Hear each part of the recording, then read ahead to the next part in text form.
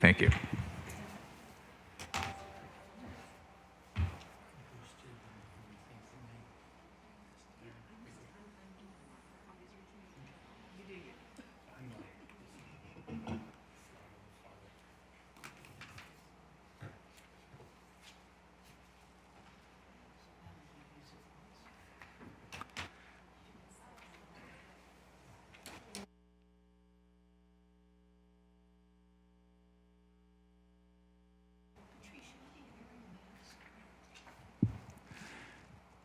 Good evening and welcome to the regular meeting of the Sustainability and Infrastructure Commission this Wednesday evening, July 13th in City Hall.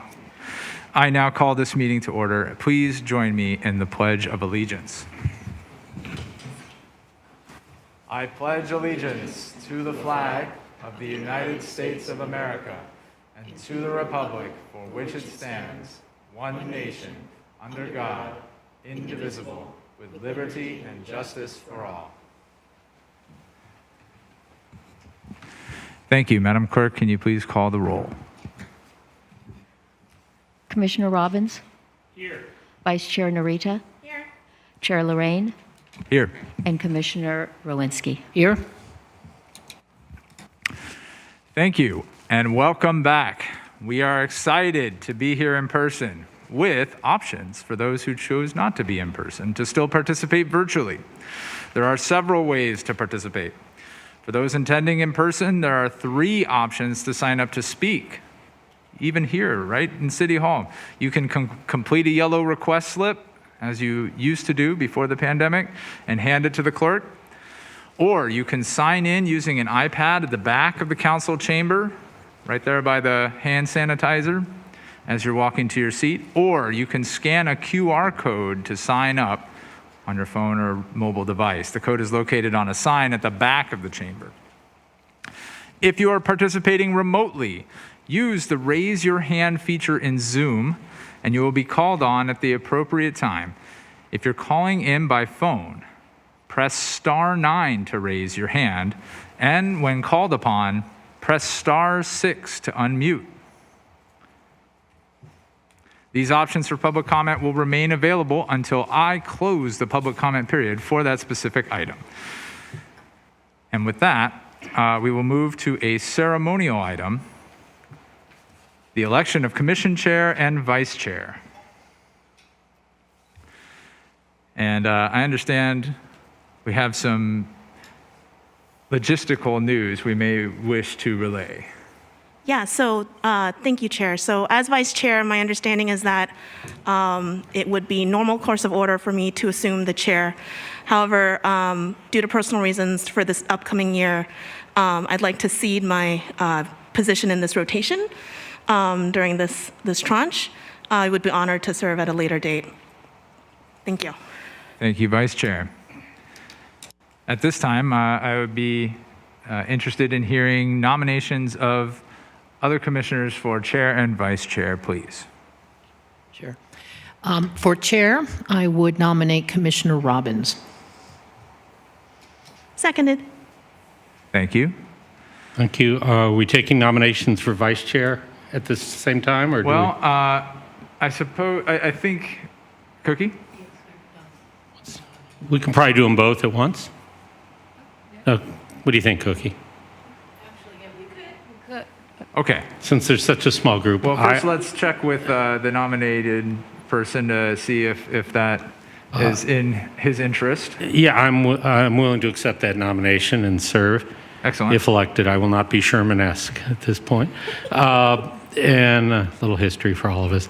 But I would like to nominate as vice chair Commissioner Rowinski. Seconded. And is this okay with Commissioner Rowinski?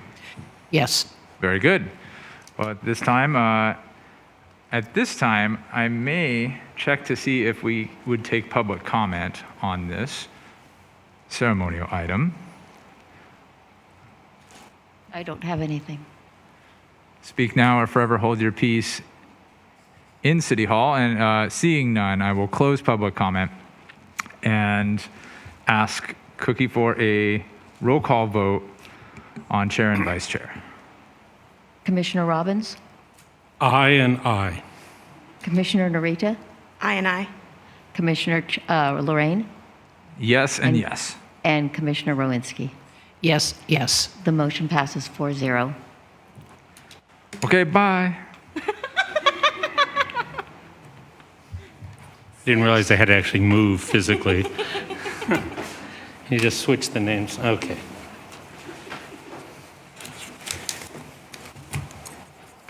I'll come back for that in just a minute.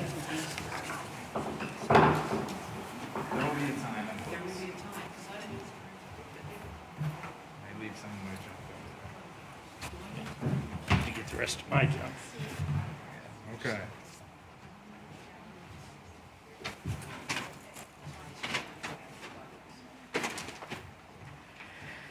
See, if it's Zoom, it's so much easier.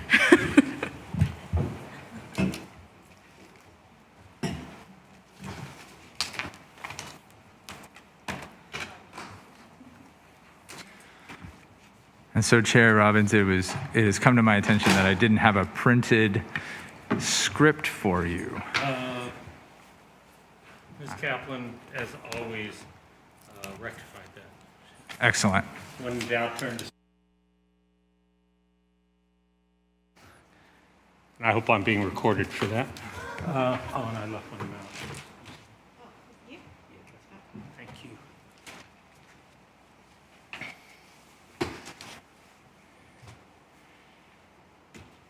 Well, that was a surprise. So here we are. Undaunted, I will move on, having done this job a time or two. So our next item is the consent calendar, which are in essence, the minutes of the May 11th meeting. Everybody got a copy? Any questions or comments from commissioners? Hearing none, I'll entertain a motion to approve the consent calendar. I move to approve the May minutes. I will second that. Very good. Cookie, if you do a roll call vote, just to be appropriate. Commissioner Narita, Aye. Commissioner Lorraine, Yes. Chair Robbins, Aye. and Vice Chair Rowinski. Aye. I'm sorry, I just noticed a typo in the minutes. It says as the exception documentation. I'm now on page 5, Cookie, under consent calendar. I'm sorry, yeah, it's just a quick typo, which, Can will you, as you made the original motion, will you yeah, accept it as is it the exception? as modified? Yeah. With that? Um, No It's, objection? no, it's the documentation is related to the ineligibility. I'm sorry, where's the typo in the minutes? The typo, I hope I'm wrong. If we go to page 5, everyone, the consent calendar where it outlines the votes, and that has to do, it says exception, and I believe the word is, no, I'm sorry, it is exception. I'm sorry. Exception documentation. Yeah, the exception documentation. I'm sorry, everyone. Okay, Okay, I approve. Okay, the motion passes 4-0. all good, thank you. Other than trying to make my chair taller, because I'm feeling short here. I'll suffer. I'll work on that in a moment. No, I'm okay for now. Thank you, though. Next item is public comment, and this would be comment on items that are not on the agenda. And there are items that we will not act upon, but we will take them under consideration, and staff will hear them as well. Do we have any public comment? Cookie. I don't see any on Zoom of anyone calling in, and I have not received any speaker slips. Okay, hearing none, I will close the public comment period, and we'll go on to new business. The first item is the 2021 annual report. It would be for fiscal year that ran through. So the 2021 Rail Corridor Transportation Management Association, TMA, annual report. And we're to receive an update and then consider recommending acceptance of that report to the council. Staff, welcome. Good evening. Let me just get our presentation up and running.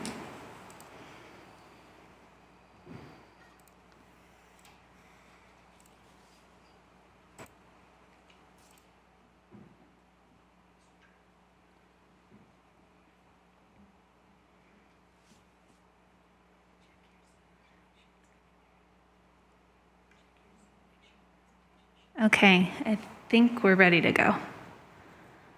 All right, Chair Robbins, Commissioners, thanks for having us tonight. I'm Sue Ellen Atkinson. I'm the Principal Transportation Planner with the Public Works Department, and I have with me here Paul Krupke, who is a consultant for the Rail Corridor Transportation Management Association, or TMA. I'm here to present tonight on the 2021 TMA Annual Report, and I will turn it over to Paul for his presentation. Thank you, Sue Ellen. Good evening, Chair Lorraine and members of the Commission. It's a pleasure to be here. Also staff and attendees, of course. I'm Paul Krupke of Krupke Consulting. I'm an independent transportation consultant. I was engaged by the TMA to prepare the 2021 report, and I'm pleased to summarize the context and elements of the report. Thank you. I think you're pretty familiar with the TMA, so I'm going to move on. Next slide, please. With regard to the projects, construction continued in 2021. In fact, several projects were completed. Station Park Green, Mode, the minor improvements therein, 2 Bay Meadows residential projects, and the new project Azara. Next slide. Trip generation monitoring was conducted in 2021 using procedures that match those that we used in 2019. Next slide. The trip generation of the TMA projects, summarized here, compared to the short-term goals, all but the Delaware Pacific and 2000 Delaware project were below the goal. Next slide, please. With respect to Bay Meadows Phase 2, trip generation was done under the full monitoring plan, like was done in 2019. This exhibit simply shows the Bay Meadows Phase 2 study area with gateways 1 through 6 highlighted, and the red lines show typical travel paths. Looking at the top row, that's gateways 1 through 3, 1, 2, and 3, and the bottom row is gateways 4, 5, and 6. Gateways are essentially the entry points where traffic enters.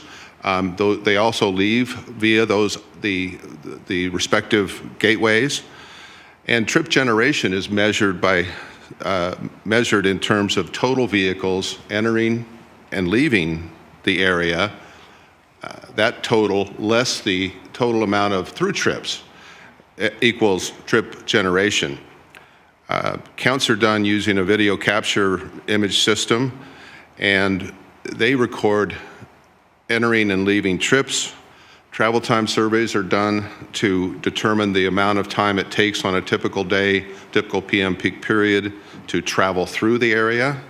And through some arithmetic and sorting, the data are compiled and trip generation estimates are developed. So this just gives you a pictorial image of the travel paths through the site. Next slide, please. For Bay Meadows Phase 2, trip generation is summarized in this chart. PM peak period trips were estimated at 4,088 trips. That's for 2 hours. The PM peak hour trips was estimated to be 2,167 trips. That's based upon the actual counts at the entry points or gateways. This total of 2,167 trips represents about 75% of the maximum trip threshold allowed by the conditions of approval. Like in 2020, we reviewed the TDM plans for the project, and generally, each of the actual written TDM plans developed during the entitlement phase include customized strategies by project. Most contain some of the provisions you show here. Bicycle parking, transit provisions, commute coordination are very popular and very effective. Next slide, please. Similarly, parking management, alternate work schedules, and some other things. Next slide, please.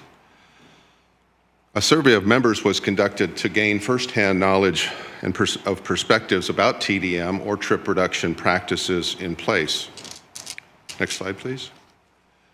I reviewed the survey results and developed some highlights, which include popular programs and amenities. Next slide.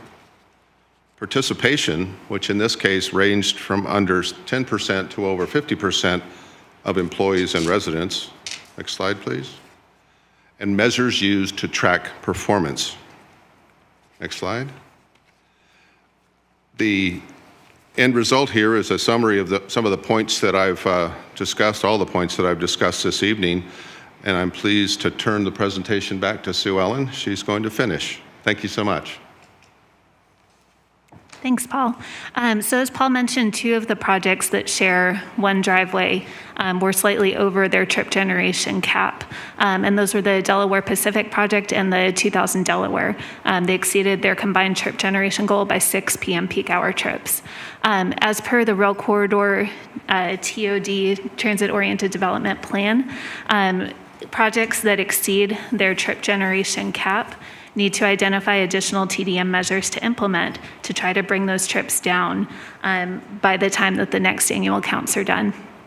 In terms of additional measures, Delaware Pacific will be participating in the MTC Regional Fare Pass program, which will offer free transit passes to their residents. And that's a multi-agency fare pass, so it's free transit on multiple transit agencies in the Bay Area. 2000 Delaware is taking the approach of conducting a survey of their tenants to determine why the tenants are not utilizing the existing measures and what measures may be implemented in order to reduce trips. They plan to coordinate with city staff to finalize the new measures and implement. With that, our staff recommendation is to receive this update on the 2021 Rail Corridor TMA Annual Report and make a motion to recommend City Council acceptance of the report. Thanks for your time tonight. Myself, Paul, the TMA Executive Director, John Ford, and then project representatives for 2000 Delaware and Delaware Pacific are all available on Zoom for questions. Thank you all very much. I am a little rusty on this. I guess we should do public comments and then we will do staff questions and comments, or should we do questions the other way around? Typically it's the questions between the commissioners. Okay, I'll do that. Yeah, fair enough. Comment. We'll do our questions, but after public comment, we need to come back to the commission for very comment. Okay, thank you. As we say where I grew up, you can learn me. And that was Texas, so what can I say? Questions from the commission? I'll start to my right, Ms. Narita. Thank you. Thank you so much for that presentation. So I was looking over the report itself, and I had difficulty understanding figure 8, which was the estimated travel times by travel path. Could you just walk me through what this table is trying to tell us?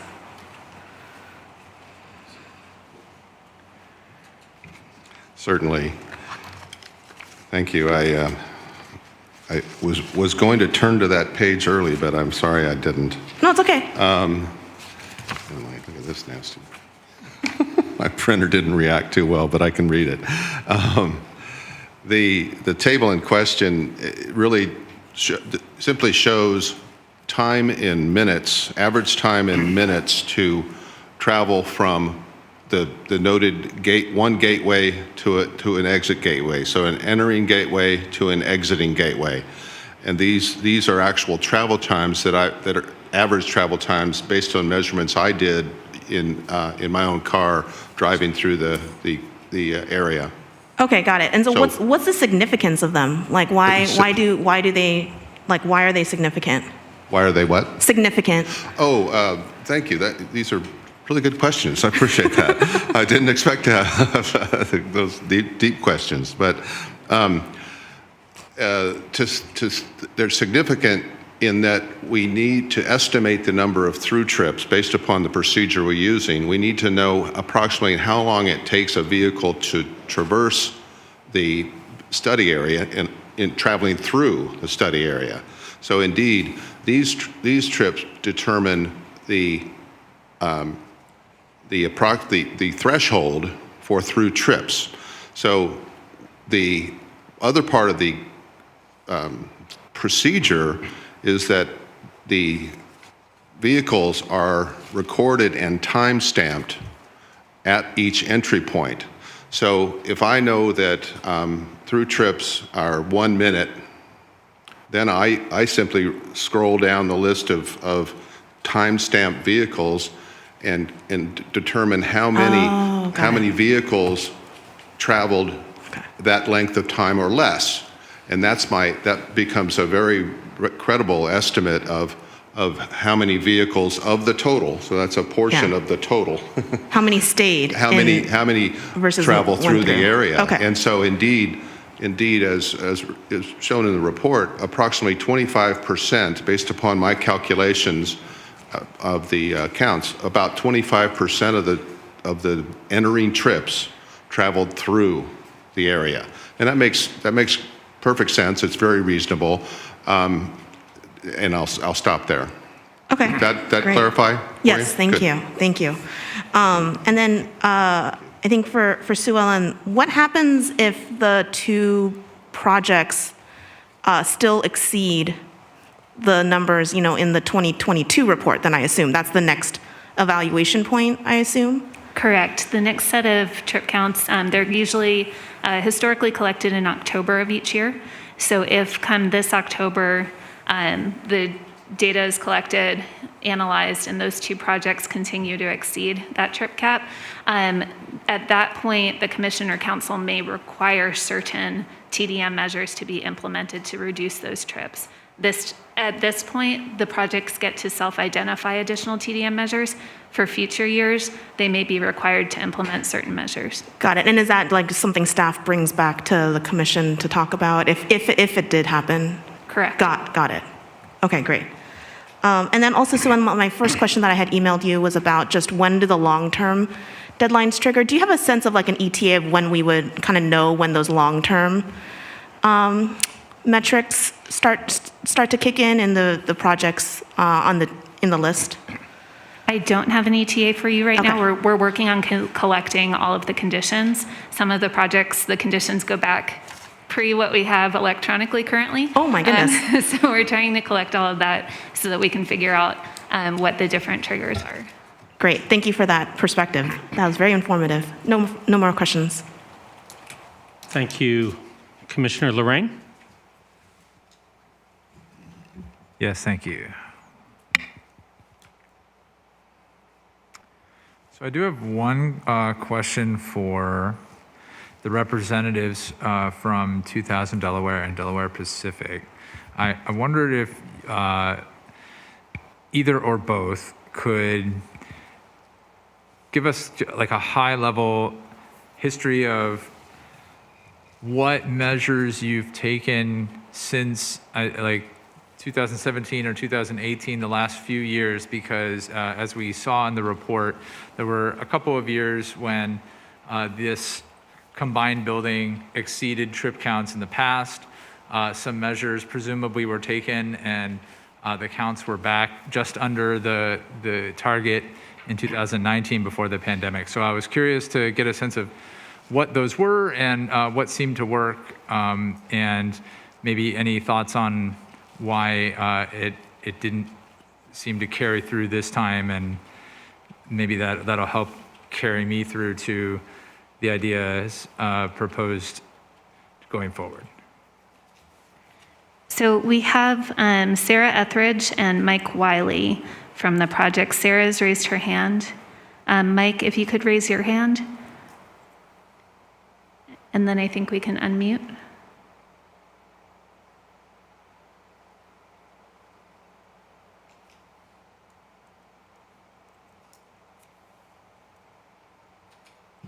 Okay, Mike, you should be able to, you are unmiked now.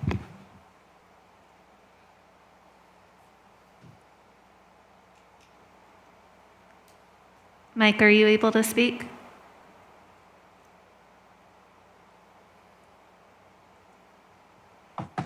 There I am. Can you hear me now? Yes. Yeah, we have you, thanks. Good, thanks. Is Sarah on? No? Sarah's currently muted so that you can speak. Okay. Now, well, I'll help Sarah first and foremost on this, but when going back a couple of years, what we did is implement further education of new tenants coming in regards to initial lease up, which we're still on the initial lease up, providing the Clipper cards to tenants and providing information from Samtrans on routes and mass transit, what they could use, and just so they have constantly down in our lobby, which seemed to help from our side. And that worked, at that point, we were able to reduce it. The reason it went up after the COVID, your guess is as good as mine. We are in the process of the survey and trying to get additional responses from our tenants. But at this point, it's really, it's an anomaly because we have more people working out of their house, out of their homes than we did before. So it's really more information that we're trying to get from them is why in the survey of how we can help them to understand what they have available in the mass transit is the key point. Okay, thank you. Hi, this is Sarah Etheridge. I think I'm unmuted. Can you hear me? Yes. Okay, great. So thank you. Yes, so we were notified that we were deficient in our trip counts. And so in 2018, we had already, bike storage, things like that. We had the Way to Go program with Samtrans. And then in 2018, we also added the transit screen in the lobby, which Mike alluded to. So that is real-time transit data, scheduled arrivals for nearby buses, trains, et cetera. And we also implemented twice a year resident meetings that are specifically focused on transportation alternatives and services available. We've had our partners from commute.org come in and do presentations. That did get tricky during COVID. We moved to Zoom resident meetings. I think those were less successful because there was less participants. But moving forward, yeah, we are excited about this Metropolitan Transportation Commission program. They're calling it the Clipper Bay Pass. And so we fully intend to participate in that. Thank you. Something of a follow-up to that. I believe I saw in the report that for Delaware Pacific, the adoption of TDM measures as surveyed seemed to be in the 0 to 10% range. So I wonder what ideas you may have for boosting enrollment beyond 10%, as I presume that would be needed to make this more effective than the previous program. Yeah, so I did have a question on that. Are you referring to the question 12 on the survey? I'm not sure if this is color-coded. If it is color-coded, then the Delaware Pacific is in the above 50%, not the 0 to 10%. Oh, okay. So we do have, anecdotally, we do, at any given year around, we have between 170, 185 residents for 60 units. And subscription-wise, we are usually around between 100 and 115 that subscribe to the program. We have that data from Samtrans that we know what the subscription rate is. I don't have this current year's at my fingertips, but I'm happy to follow up with our partners at Stamp Trans and get that information. Okay, perhaps I missed something. Thank you. Through the chair, Yeah. Paul Krupke here. Commissioner Lorraine, I was looking at the numbers with Sue Ellen. Indeed, it may be that, hearing what Sarah just said, it may be that that number in the survey tabulation is an error. And I don't know that, but I think that's something we need to check and just double check. To be clear, the survey was administered by project by an individual, the individual named in the survey, and perhaps the data entry missed a tag or something. So we can check on that to clarify. Okay. Okay. I appreciate that. Thank you. Let's see. I may have one.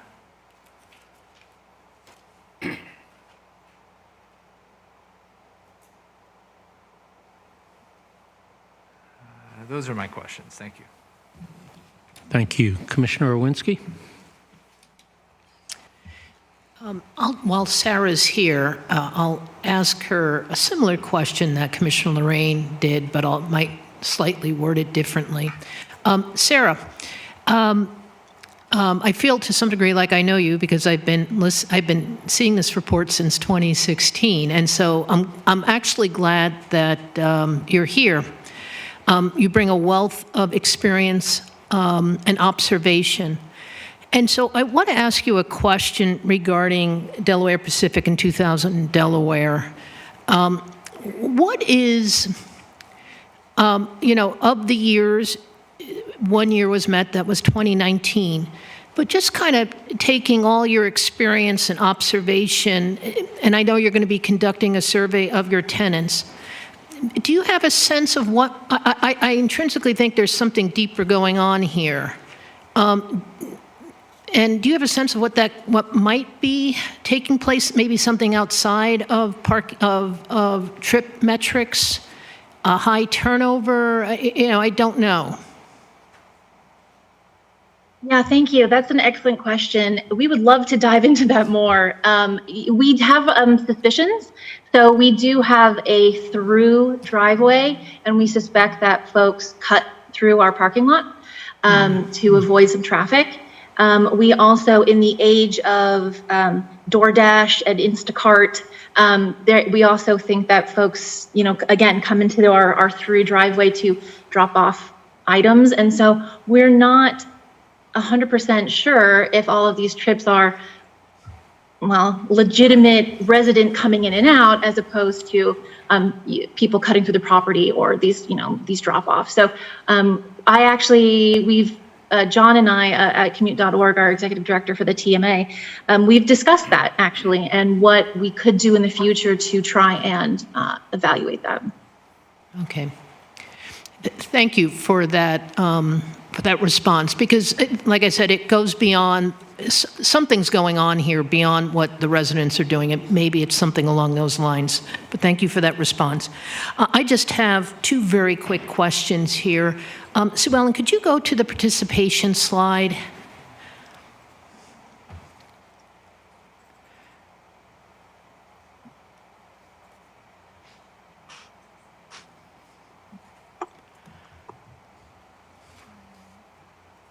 There was, I thought, a participation slide.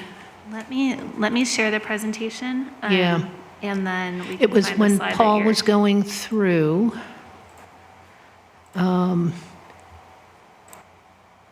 We don't see, I just see the questions slide. We're not seeing, okay, there we go. Let's see. Okay, summary. It was during Paul's, here we are. Participation.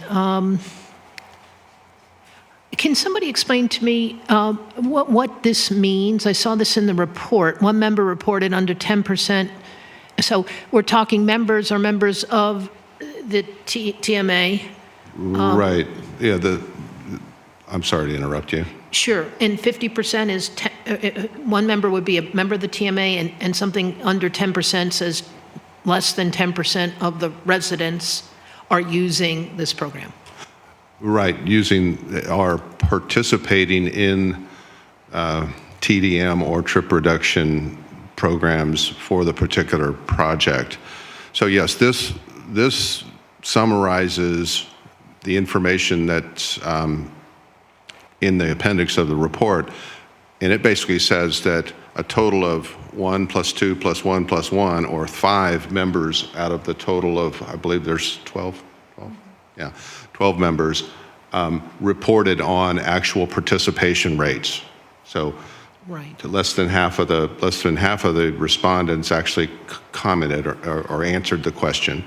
And this tells the question was asked in ranges, so under 10, 11 to 20, 21 to 30, or over, and then it's staged up, but nobody picked 31 to 40. So basically, there were 5 ranges in the question, and these Right. are just selections by the survey respondent of how many employees or residents actually participated in the program. In this program, right. And that's how I anticipated 5 out of the 12. So the question is, what happened to the other 7? And maybe they don't know, and that could be viable.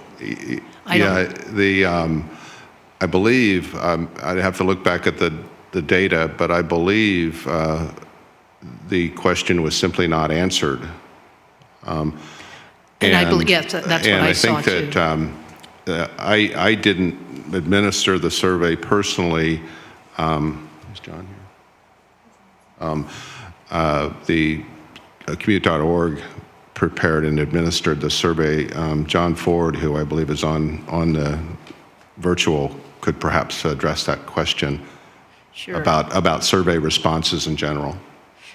Yeah, I would assume if and John can comment.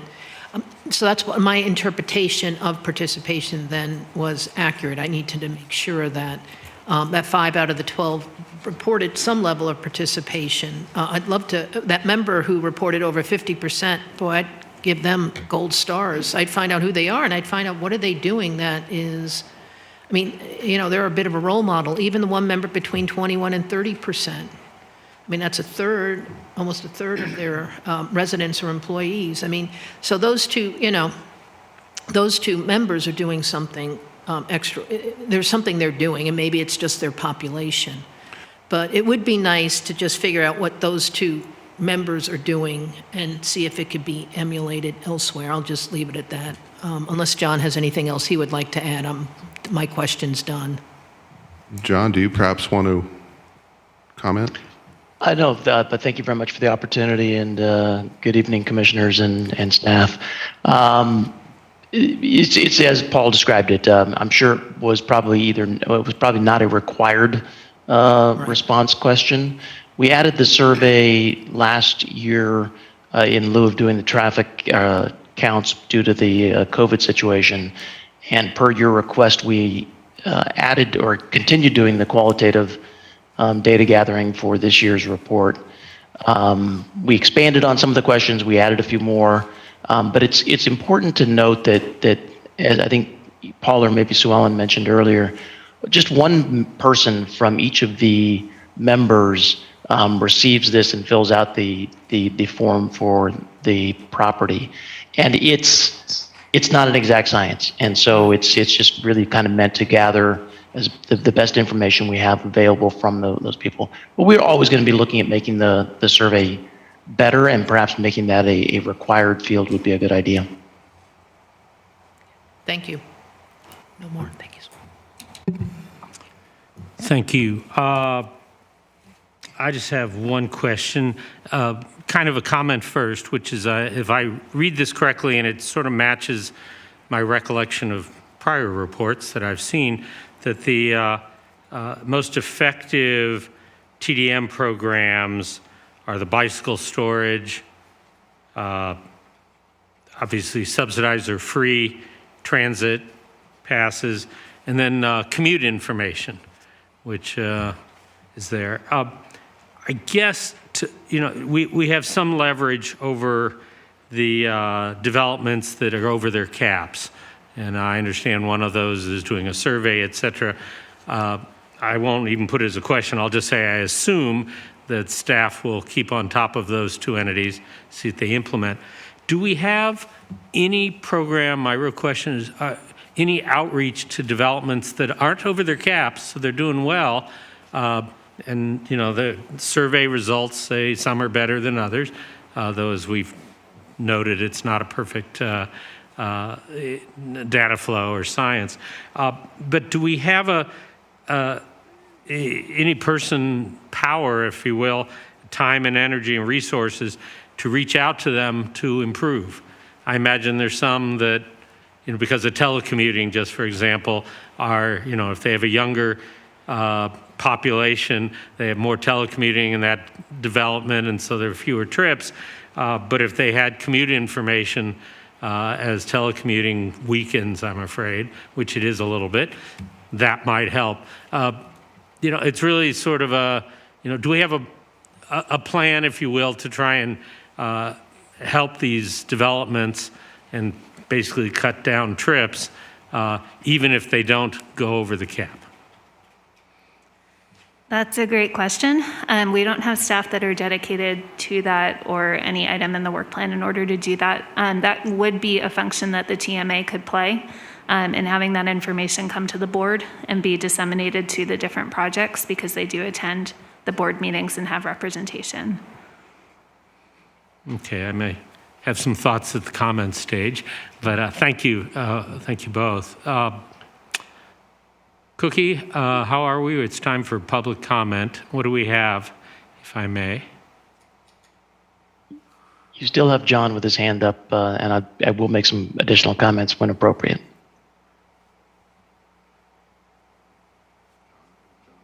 Yeah, well, let clerk staff dictate this and who came in what order. And I'd like to know how many we have, then we can discuss time limits if necessary.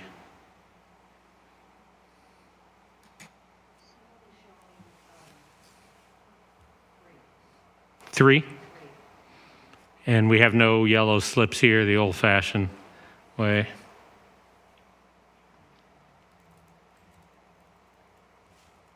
All right. If we only have three, I think a full 3 minutes. Hopefully they don't use it, but it should be allowed. Cookie, if you'd call them in order as you see fit. I don't have any visibility.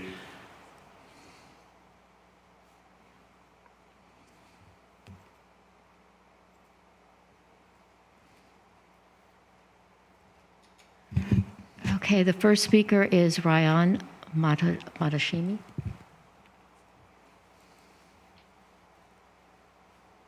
Good evening, the Sustainability and Infrastructure Commission and Chair Robbins, Vice Chair Ruinski. Thank you for the opportunity to address you today. Thanks to Sue Ellen and Paul Kripka and the others presenting on the TMA item. I believe we're still on the TMA item. And I had some questions that I wanted to pose and maybe considerations. One was, apologies if this was discussed in your deliberations as of to date, but to what extent did COVID contribute to trip rates being below the trip cap, especially for commercial developments, if those are included in the TMA? That's one question. So what was the impact of COVID? And also, it would be interesting to see the results of the survey of tenants or residents that one of the project developers indicated they would do to be in compliance with the TMA. It would be interesting to see why folks aren't necessarily getting involved in these programs. I did have a question about parking cash out programs. Is every development in the TMA offering a parking cash out option for all users? I believe there's a state parking cash out law, and I'm interested to hear how it's enforced. And also whether who is really offering a cash out of parking spaces to employees or residents. There were other specific programs that I was interested in discussing were unbundled parking. So our apartment complexes, unbundling the cost of parking from the cost of rent to reduce the cost of housing, and also de-incentivize car ownership by not giving a free resource. So are we giving people lower housing costs and also reducing their car ownership rates? Again, the parking cash out program. And also, are there any TMA measures that involve tracking different mode shares aside from vehicle trips? So are we counting bicycle and transit mode shares aside from just transit participation in the free transit pass programs? And furthermore, I do notice that more and more we are introducing more technology onto our roadways, such as using video detection to detect bicyclists at intersections. And we've had video detection or induction loops to detect vehicles at intersections for a while. Is there a way to study how many times those loops, induction loops or video detection systems get triggered to help estimate vehicle and bicycle mode share to help us have more accurate understanding in the TMA of vehicle and other mode trips in the TMA? So it would be great to have some discussion of those things at some point today or in the future, especially the parking cash out program. Thank you. Thank you very much. We'll go on to the next speaker, but I just want to remind folks, we don't do a discourse back and forth, or we would never have these meetings finished. But that last speaker, you should feel free to send an email with those questions, and they will be answered by staff, will be copied. Obviously, a commissioner up here may want to pick up on something that was said at the comment period. But that's a really effective way to get those thoughts down more specifically and get a specific answer. Thank you very much for those comments. Next, Cookie. Actually, I have no more speakers. No more speakers, okay. John Ford is still, and Mike Wiley, but I believe they're there to answer questions. Yeah. John Ford is the representative from the TMA, from QE.org, excuse me. Gotcha. He'd like to answer more comments, I believe. But he can speak as a public commenter if he keeps it to 3 minutes. Was that directed to John? Yes. Oh, Yes. fabulous. Okay, thank you. Again, apologize for the protocols. This is my first of the hybrid meetings, so it's taking it. I can see Adam nodding his head. It's a little challenging for all of us getting used to this. Thank you again. Thanks, Paul and Sue Ellen, for being there in person, helping us out today. I'm sorry I couldn't be there in person tonight. A couple of quick points. Just a reminder for the commission, and I think I brought this up the last time we were here. There's really two purposes to tonight's meeting. One is a presentation of the report, which is the requirement of the TMA to generate the annual report and get it submitted to you for your consideration for recommendation. That's separate and distinct from any issues that might have come up in the study for individual properties to do their work on, so at 2000 Delaware and Delaware Pacific. So they're really two separate items for you. I just want to make sure that that's clear, and Sue Ellen can probably help fill in on that later. October 2021, when we did these counts, was a really interesting, challenging time. We thought we'd be past COVID when we decided to do the counts again, and we were not. So to kind of some other people's questions about what was going on, the commercial properties, the people with office-based buildings, whether it was at the Bay Meadows project or 400, 450 Concar, they had significantly less traffic as a result of COVID because they had nobody coming into the offices, or very few people coming in back in October of 2021. There wasn't the return to office that we thought was going to happen. The reverse impacted the people who have residential properties. So one of the things that I think happened at 2000 Delaware and Delaware Pacific is that you have people working from home, and anybody who's worked from home knows that you're coming and going sometimes more frequently. And between 4 and 6, which is when we do the counts, you may have gone out to get something to eat at the grocery store and come back, and that counted as 2 trips, right? That's 2 versus 1 when you might have just come home from a workplace. And I think that's potentially an impact. I also agree with Sarah that from the time that the counts were specified, or the thresholds were specified for these projects, especially the residential projects, we really, way back then, believe it or not, there wasn't DoorDash and there wasn't as much Uber and Lyft and so forth. That is contributing absolutely to the counts that are happening, especially at the residential properties. And it's not factored into it hasn't changed their thresholds that were looked at. And we don't have a way of measuring that, short of very, very expensive in-person counts to see what types of cars and vehicles and who it is that's coming and going. Our counts are much simpler than that. They are driveway counts. We're just making sure we know the number of vehicles in and out of the driveways during those peak hours. So there's a lot of factors there, and I think they all bear on what happened, both on some of the counts that were low and some of the counts that were high. And I will take note to definitely make some corrections in our survey in the future. And Rian, I would appreciate hearing from you as well. You brought us some great questions. Thank you. Thank you very much. Anybody intervene, Cookie, with hands raised? Okay. Mike Wiley? Mr. Wiley, please, if you're unmuted, please go ahead.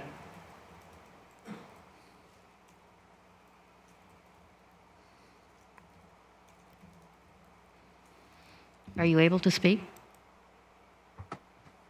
Yeah, I'm here now. But I really don't have much to add except thank you. And yeah, I just kind of reiterate and ditto what John said. A lot of other factors coming on since our project at 2000 Delaware came on board in 2016, really 2017 released up. And what is happening since the pandemic, there's a lot of other factors that need to be taken into consideration. So I think our survey is going to open up hopefully some other ideas so we can force people into cars, out of cars, and reiterating like what everybody else is dealing with right now. The number one incentive to get out of cars is with us right now. In reality, it's $6 a gallon. So it's from pandemic when gas was super low to now when it's super high. It's an interesting time in trying to evaluate these things. So thank you for your time and I appreciate it. Thanks. Thank you. No more public comment. I'd like to go back to staff for just a moment. I may have been unclear in my comment that I was accurate, we don't do a discourse, but certainly if staff has specific answers to specific questions that they want to raise, they can, and respond if you see fit, and then we'll come back to the commission. Thank you for that, Chair Robbins. On the questions from Mr. Motoshemi, I think that there's been some discussion already from John Ford and Mike Wiley about the impact of COVID on the trip counts and where the commercial development is with regard to their caps. With regard to the parking cash out programs, we'll have to look into that a bit further. These projects, the conditions of approval and TDM plans were adopted in the past. And just looking at the survey that was conducted for the TMA, it did not include any projects that have parking cash out programs currently. Unbundled parking is something that we're seeing at projects more recently, but I don't have available on hand if any of the current members of the TMA offer that. And then the question about measuring, tracking different modes with relation to the information presented tonight. At present, the conditions of approval that set the trip generation thresholds for the projects are focused on vehicle trips to reduce the number of vehicles in the rail corridor area. So we do not currently require tracking mode share for other modes. I think I covered that. If I did not, please feel free to reach out by email. Thank you very much. Let's bring it back to the commission for final questions and comments. Commissioner Owinski. No, I have no final questions or comments. After we're done with this, we'll move to recommend or not recommend to council. Okay. Commissioner Lorraine. Thank you. I will just note that I feel overall okay with the proposal to go ahead with the MTC pilot to try and reduce some trip counts. I'm hoping participation will be as high as perhaps it already has been, which I didn't realize was higher than I initially asked about, so that's great. So now I feel even more confident that this will be a great addition to this TMA member. I would just, I had a couple nitpicky things about the survey, which I realize now is maybe a little petty because, of course, we asked for this survey and were generously given it on top of the counts that are being done. But it seems to me like, I think on a high level, of course, I'm hoping that the members of the TMA can provide as much information as they can about what they're doing and how things are going, because I think it can only help the entire group to continue to strive for the best targets possible, which will come in handy later, as we were discussing, when some of these projects shift from that short term to long term, and all of a sudden they're going to need steeper targets. To that end, I noticed that there's a question about performance tracking that and some responded with something to the effect of like the counts that are occurring on an annual basis. And I feel like since that's happening for everybody in the TMA, that doesn't necessarily need to be included. And I'm hoping we can just go for other ways that the TMA members are tracking their performance.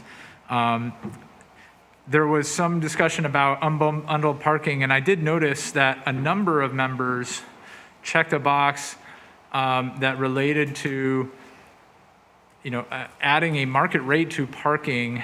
But one of the TMA members, I think Azara, from what I saw in the report, was offering unbundled parking.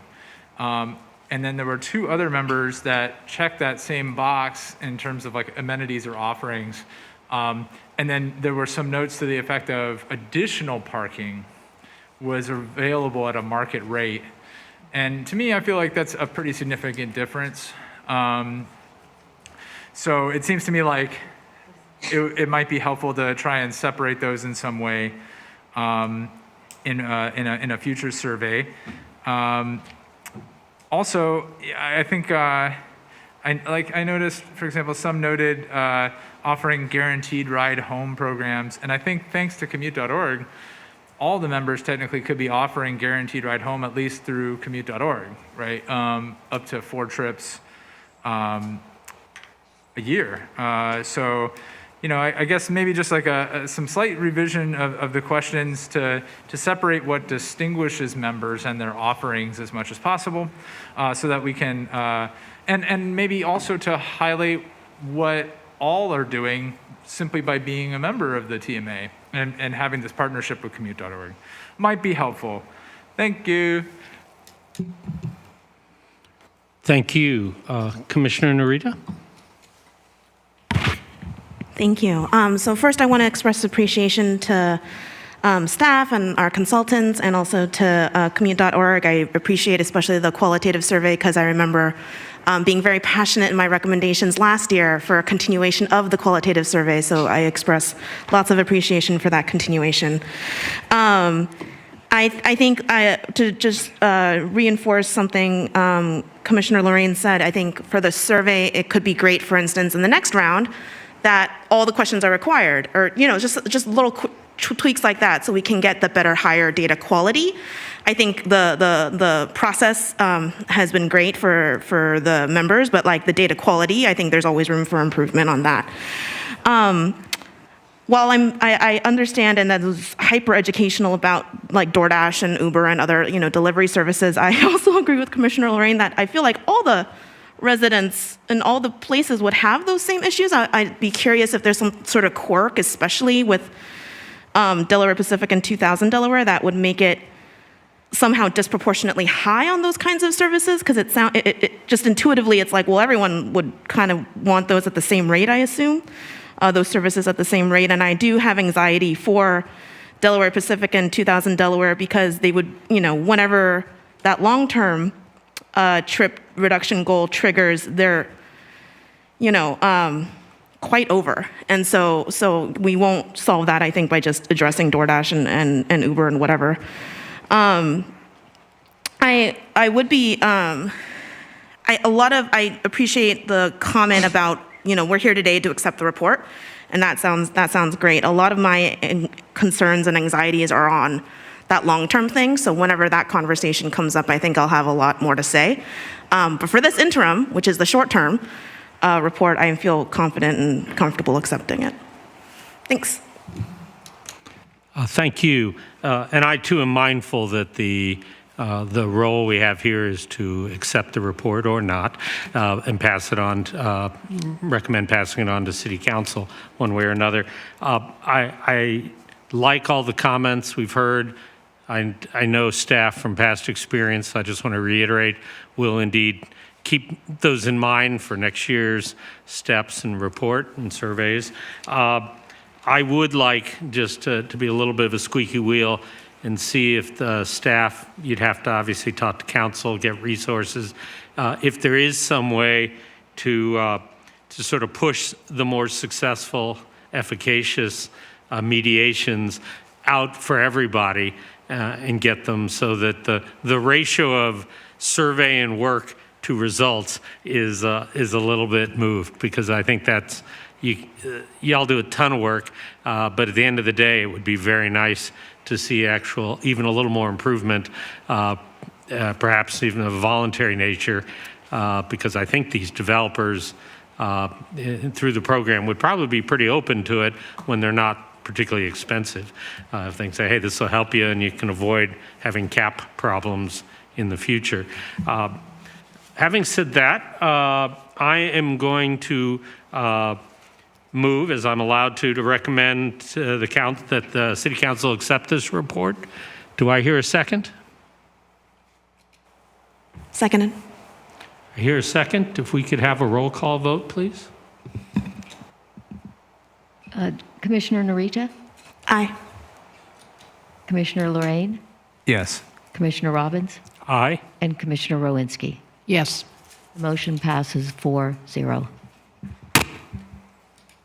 Thank you, staff, and thank you, commissioners, for that item. We're about to go on to our next item, but I want to take one quick pause because, and I have to confess, I was not prepped that I'd be sitting in the chair again. So I want to thank our former chair, Commissioner Lorraine.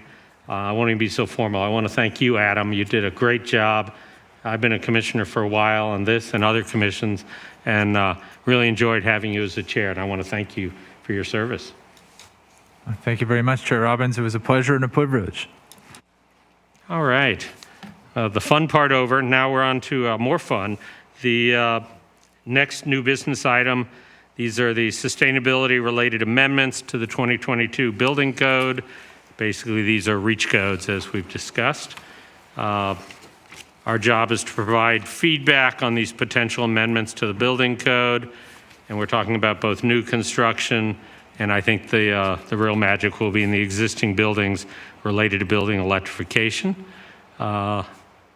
Staff, I even recognize you behind that mask. You can't hide. Good to see you guys. Okay, give me a moment as I need to screen share.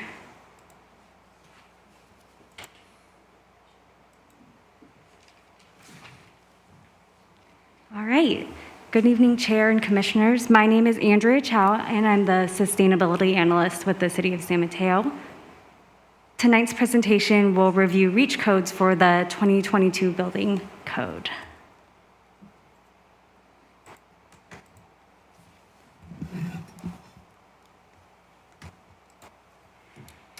The city's climate action plan establishes goals to reduce our greenhouse gas emissions. This snapshot is of our 2017 greenhouse gas emissions inventory and shows how transportation and the built environment account for most of our emissions in our community.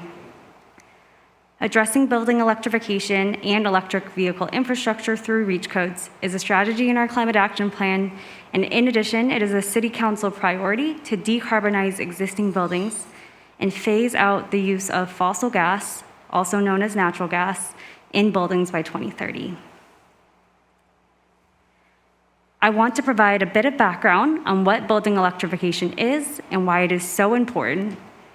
All electric buildings refers to the buildings that have no natural gas service. An all-electric building uses electric equipment for space and water heating, clothes drying, cooking, as shown in this diagram. Peninsula Clean Energy, PCE, is San Mateo County's electricity provider. They supply very clean electricity to the community and have already been supplying San Mateans with electricity that is 50% renewable and virtually 100% carbon-free. While electricity has become cleaner, fossil gas is a fossil fuel producing significant emissions. The primary component of fossil gas is methane, which contributes emissions with a very high global warming potential. Excuse me.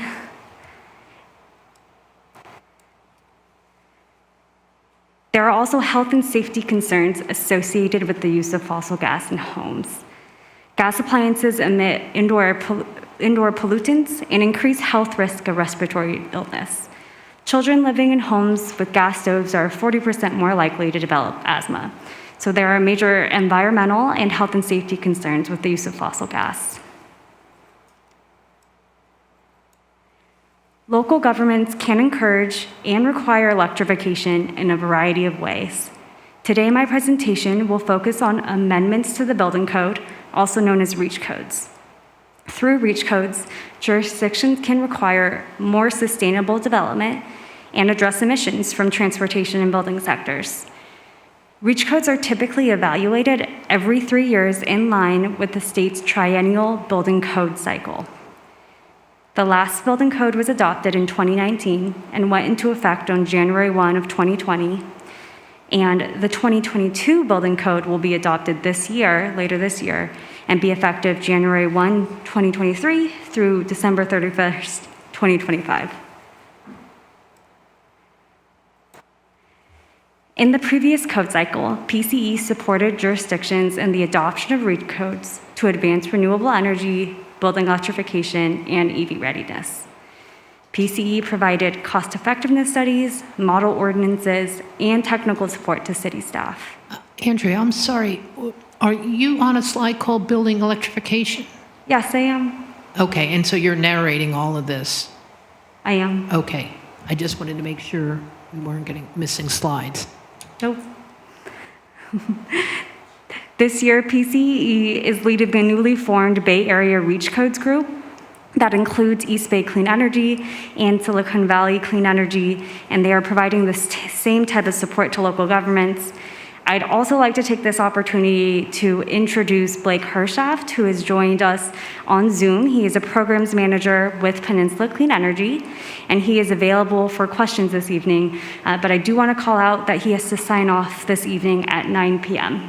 I think we're at 8:08 right now. At the April 13th SAC meeting, staff presented REACH code options for new construction and existing buildings related to building electrification and EV readiness. I would like to take this time to summarize some of that feedback provided at the meeting. So for new construction, staff recommended the Bay Area REACH codes model ordinance that requires that new construction of all building types be all electric.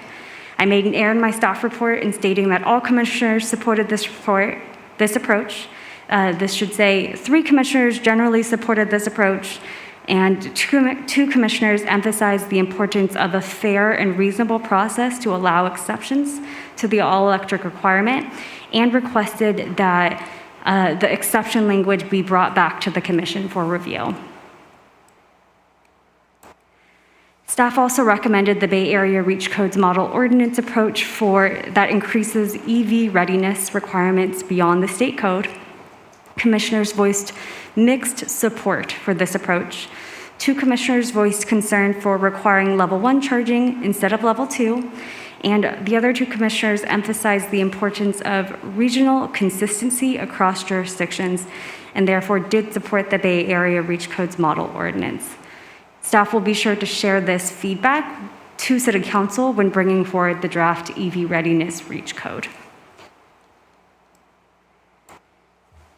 For existing buildings, staff provided 5 preliminary electrification measures for the SIC to consider. At that time, the Bay Area Reach Codes team was still developing recommendations, and commissioners requested that staff return with additional information. The Bay Area Reach Codes team recommendations for existing buildings and more information about cost impacts of the proposed measures. So since that meeting, the Bay Area Reach Codes team has released a policy framework and model ordinance that provides options to address electrification in existing buildings. I want to be very clear about, unlike the proposed model ordinances for new construction, PCE is not recommending a unified approach for existing buildings. And this is because existing buildings and policy to decarbonize existing buildings is very complex. There's no one-size-fits-all approach. So PCE is working individually with city staff members to evaluate and consider the cost burdens and impacts of the different electrification opportunities, and then local jurisdictions can then determine which measures they'd like to pursue.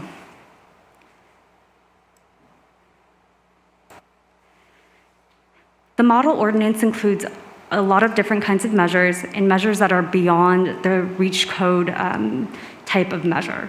So for example, the model ordinance contains language that requires property owners to disclose fuel gas equipment at the time of sale or transfer of a residential property. So unlike a Reach Code that is enforced by the city at the time of permit, this approach is enforced during a real estate transaction. The model ordinance also has language to establish a termination of fuel gas usage. This is also known as an end of flow date. And it has language that requires gas appliances be replaced with electrical equipment by a date specified by the city.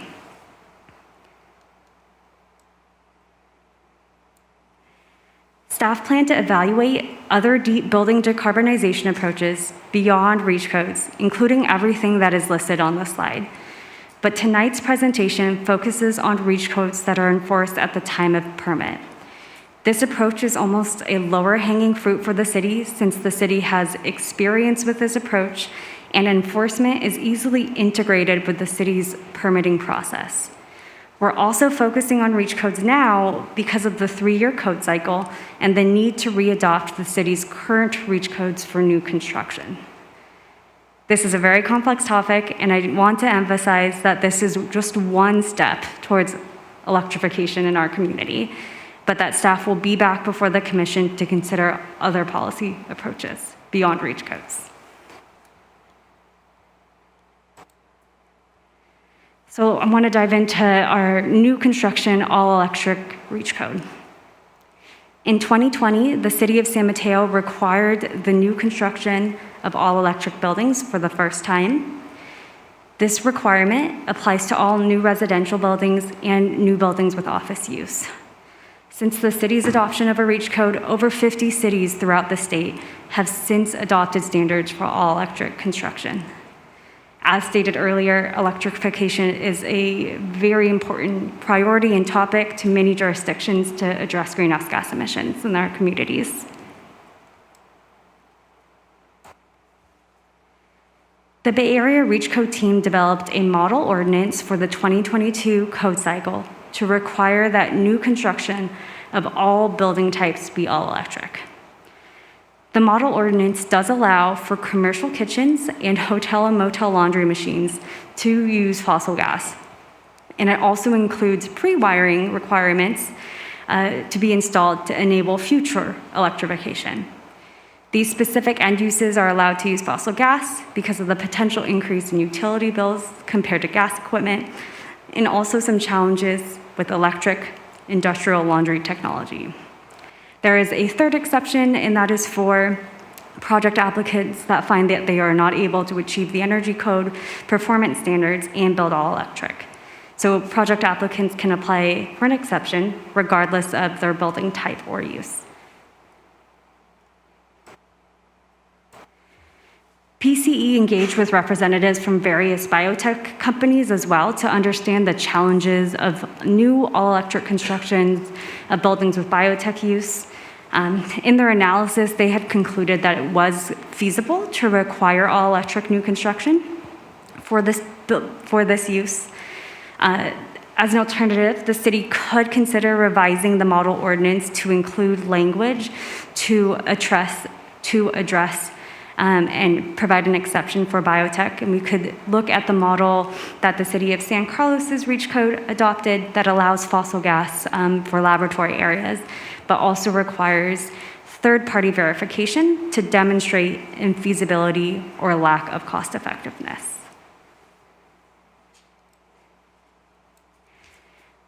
I want to call out that PG&E has made very public their support for local jurisdictions' actions to require electrification. Upon request by the city, PG&E will provide a letter of support when the ordinance is brought to City Council. There are grid implications as we start to electrify all buildings and vehicles, but PG&E and PCE are both active partners working to support their city, to support cities, and they're working on maintaining a reliable grid. I'll also take this opportunity to note fossil gas appliances do not support resilience, as most modern gas equipment depend on electricity and electric pilot light to ignite and to operate. And in emergencies, gas is also shut off to prevent accidental combustion.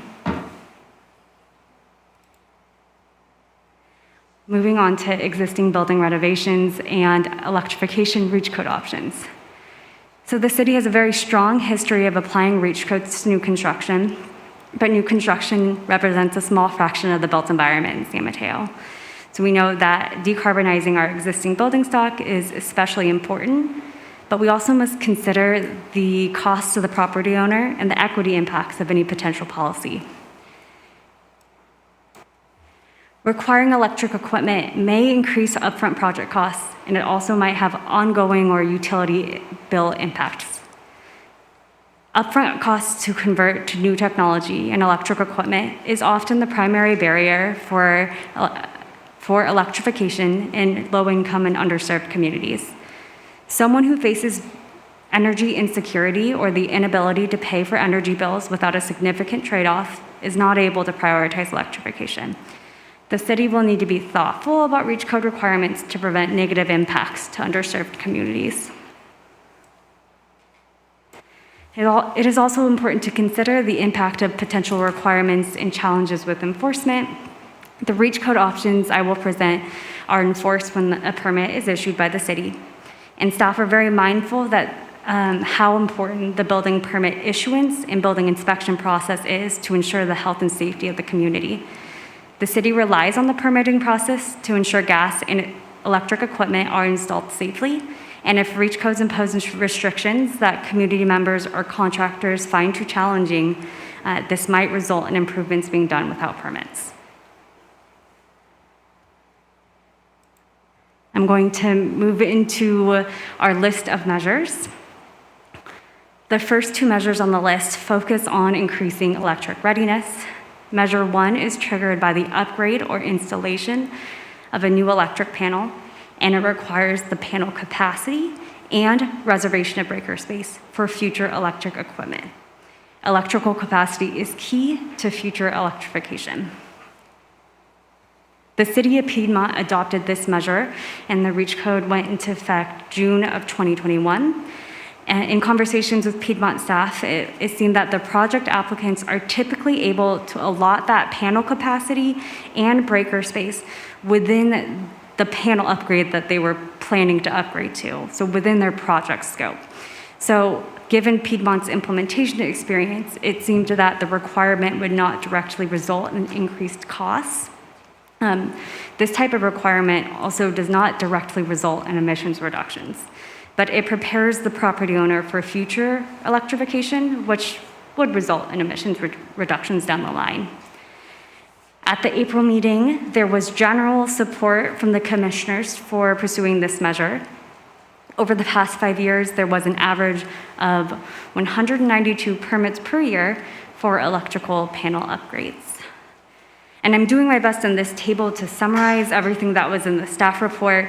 The cost column should read as the cost of the REACH code compared to not doing anything or compared to doing the gas option. And the same with the utility bill cost column. Okay, measure 2 requires the installation of an electrical outlet at the time of kitchen or laundry room renovation if a gas appliance is installed. So that means at least one outlet capable of serving electric equipment is installed within 6 feet of the kitchen stove during a kitchen renovation or within 6 feet of clothes dryer during a laundry renovation. This is another electric readiness measure that the city of Piedmont adopted in June 2021. This approach really aligns with where the 2022 state code is going for new construction by requiring pre-wiring for future electrification. PCE estimates that the installation of an outlet would add $500 to as much as $2,000 to the project costs.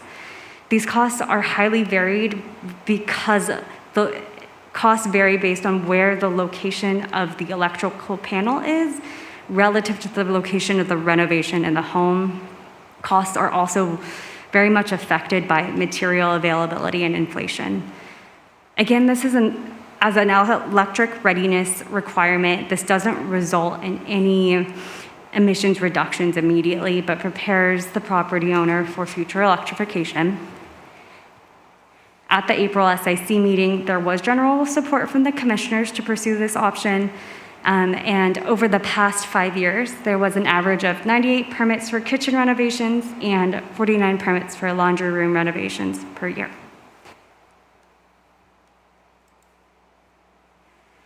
Moving to measure 3, this measure requires the installation of a heat pump air conditioner at the time of a new air conditioning or replacement air conditioning unit at a single family homes and duplexes. Air conditioning condensing units are also electric, but the requirement to install a heat pump technology would electrify both the home space heating and cooling. So PCE estimates that the installation of the AC condenser unit and gas furnace would cost $17,500, and the installation of a heat pump HVAC system would cost $19,000. Tech Clean California incentives provide a $3,000 rebate for residential heat pumps. So that makes the heat pump option actually slightly less expensive when the rebate is layered in. Currently, Tech Clean California incentives have all been reserved, but that funding stream is expected to be re-upped by the end of the year. Without incentives, the heat pump option does cost more. It costs roughly $1,500 more than the AC combined with the gas furnace. If the homeowner is adding a new AC, their electricity costs would increase regardless of the equipment type that they're installing. So when examining utility bill impacts, we looked at bill impacts of a gas furnace and AC condenser unit compared to a heat pump HVAC and found varied results in different studies. So one study estimated that homeowners would save $10 per month, while another study estimated homeowners would pay $11 more per month. And these results aren't necessarily inconsistent, but show that results can vary based on the efficiency of equipment. This measure was introduced at the April SIC meeting, and commissioners provided mixed feedback. 2 commissioners voiced specific concern about heat pump technology and concern about increased costs. 2 commissioners were also were interested in this measure and the potential for the requirement to lead to the decommissioning of gas furnaces. Over the past 5 years, there was an average of 299 permits. per year for new and replacement AC units. We don't have specific data on the type of HVAC that was installed, but generally staff have observed mostly gas furnaces paired with AC condenser units. We have seen a little bit more installation of ductless heat pump mini split systems in accessory dwelling units.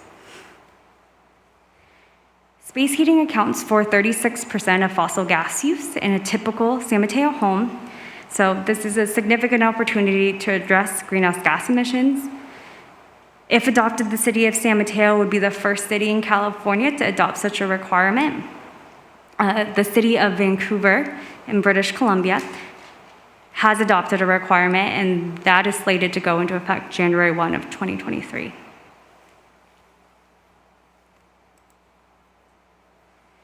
Okay, these two measures have to do with pools and outdoor equipment.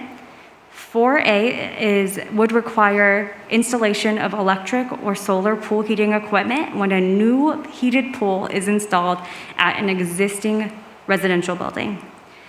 If a pool is installed as part of the construction of a new residential building, it is already required to be electric or use solar in alignment with the city's current electrification REACH code.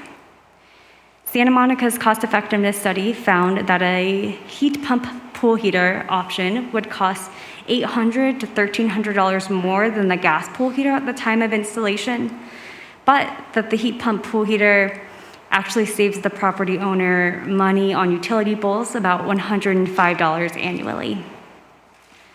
Santa Monica's REACH code has been in effect since January 1 of 2020. Over the past 5 years, there was an average of 5 permits per year for new installation of pools at existing residences. Electric pool heating would avoid 83% of emissions compared to the gas pool heating option. So though heat pump pool heaters are not a new technology, they represent a small market share in California, as currently most pools are heated with natural gas pool heaters. Heat pump pool heaters are more popular in other markets, including Florida. At the April SAC meeting, there was general support for this measure. And now I'm going to talk a little bit about this new measure, kind of an alternative to 4A, which was a measure that would prohibit the extension of fuel gas infrastructure into the backyard of an existing residence. So that means fossil gas infrastructure could not be used for pools or grills and fire pits. So in effect, it would require electric or solar pool heating and for property owners to use other fuel types for grills and fire pits. So they could use propane or electricity. This requirement would prevent investment in the extension of fossil gas infrastructure, which is likely a costly project compared to propane and electric options for grills and fire pits. And as just discussed, could possibly save a pool owner money. Over the past year, there were an average of 10 permits for gas inserts in backyards at residential buildings. And so this is a new REACH code option that was not introduced at the April SIC meeting. This approach is being considered by the city of Palo Alto.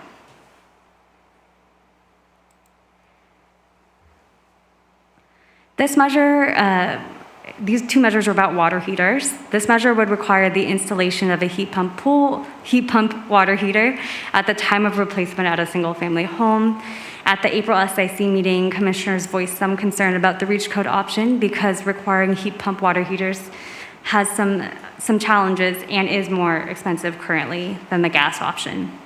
Converting gas equipment to electric requires some electrical wiring, and this process can take time and coordination between a plumber and electrician, which might specifically be challenging at the time of equipment failure.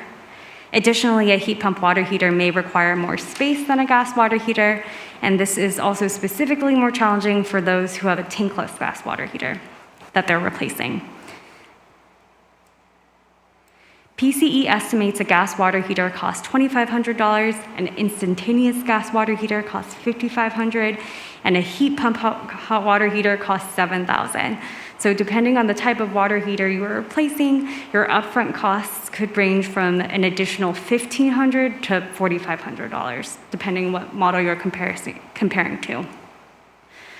This figure does not include rebates. There's currently a $2,000 rebate for the heat pump option in San Mateo.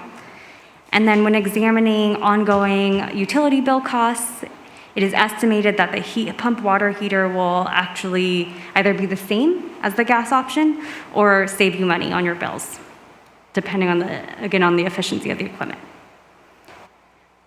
So city staff does not track the type of gas water heater that is installed, but we do know that there were, on average, 134 permits per year for water heater replacement. The majority of water heaters seem to be gas, and that heat pumps is not necessarily a common choice currently.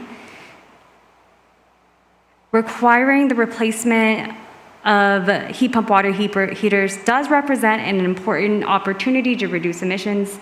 55% of natural gas use in a home in San Mateo is for water heating. But because of the increased costs and some of the challenges that I just laid out, staff does not recommend moving forward with this particular approach that requires all water heaters be replaced with heat pump water heaters at the time of replacement. So 5B is a new measure before the SIC tonight. It's distinct from the previous measure as it requires the installation of a heat pump water heater when a time of major renovation, when a water heater is going to be part of that project scope. So it's a water heater replacement as part of a larger project. The intent would be to impact projects that are not replacing equipment at time of failure. So it allows the project applicant to have a little bit more time in planning for electrification. And so staff estimates this would impact a subset of that 134 permits per year. And then we already kind of talked about this, the same upfront costs and monthly bill impact. This is another approach that the city of Palo Alto is considering as a reach code option. Wanted to highlight a few other ongoing electrification efforts. In May, staff launched the Induction Cooktop Loaner Program that allows residents to borrow a portable induction cooktop and induction-ready pot and pan for 2 weeks. This program allows residents to get hands-on experience with an induction cooktop before potentially converting their gas cooktop to the electric option. There's been a great interest in the program. There's actually a short wait list to borrow the cooktop. Staff also hosted an online workshop on June 22nd to review the benefits of an electric home. There were speakers from the Bay Area Regional Energy Network and also from PCE that shared information about rebates and resources available for energy efficiency upgrades, for electric equipment, and for solar. 24 people attended the workshop. There are also partner agency efforts. There is the Peninsula Clean Energy All-Electric Leadership Awards Program and the Switches On. The Switches On is a statewide marketing effort to encourage electrification. If you go to their website, the Switches On, www.switcheson.org, it's an excellent resource for both homeowners and contractors and provides information on electrifying gas equipment in your home. And it actually also aggregates all electric equipment rebate information.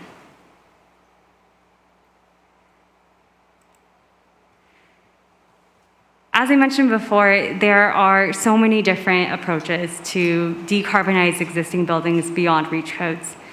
And expiration of policies that decarbonize existing buildings is a city council priority. So staff plan to evaluate all of these approaches. So this time of sale approach that requires either an energy assessment or fossil fuel equipment disclosure, commercial building performance standards, an end of flow ordinance, carbon neutrality policy, and other things like financing and rebates for electrification that could all help move electrification forward in San Mateo. These are all policies that staff will be looking at and be returning to the commission for further discussion. So for next steps, staff will host a community meeting to solicit public input on reach code options in August. Staff plan to present at least new construction reach codes to City Council at a study session in September, and then return to City Council for ordinance adoption by the end of the year. As I've mentioned before, it's critical that new construction reach codes be adopted by the end of the year to prevent a lapse in the city's new construction reach code requirements.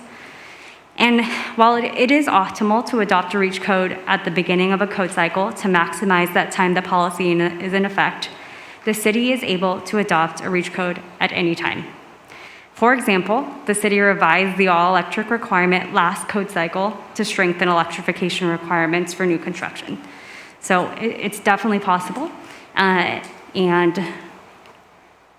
since there are currently no reach codes pertaining to existing buildings, there isn't that same concern about a lapse in policy.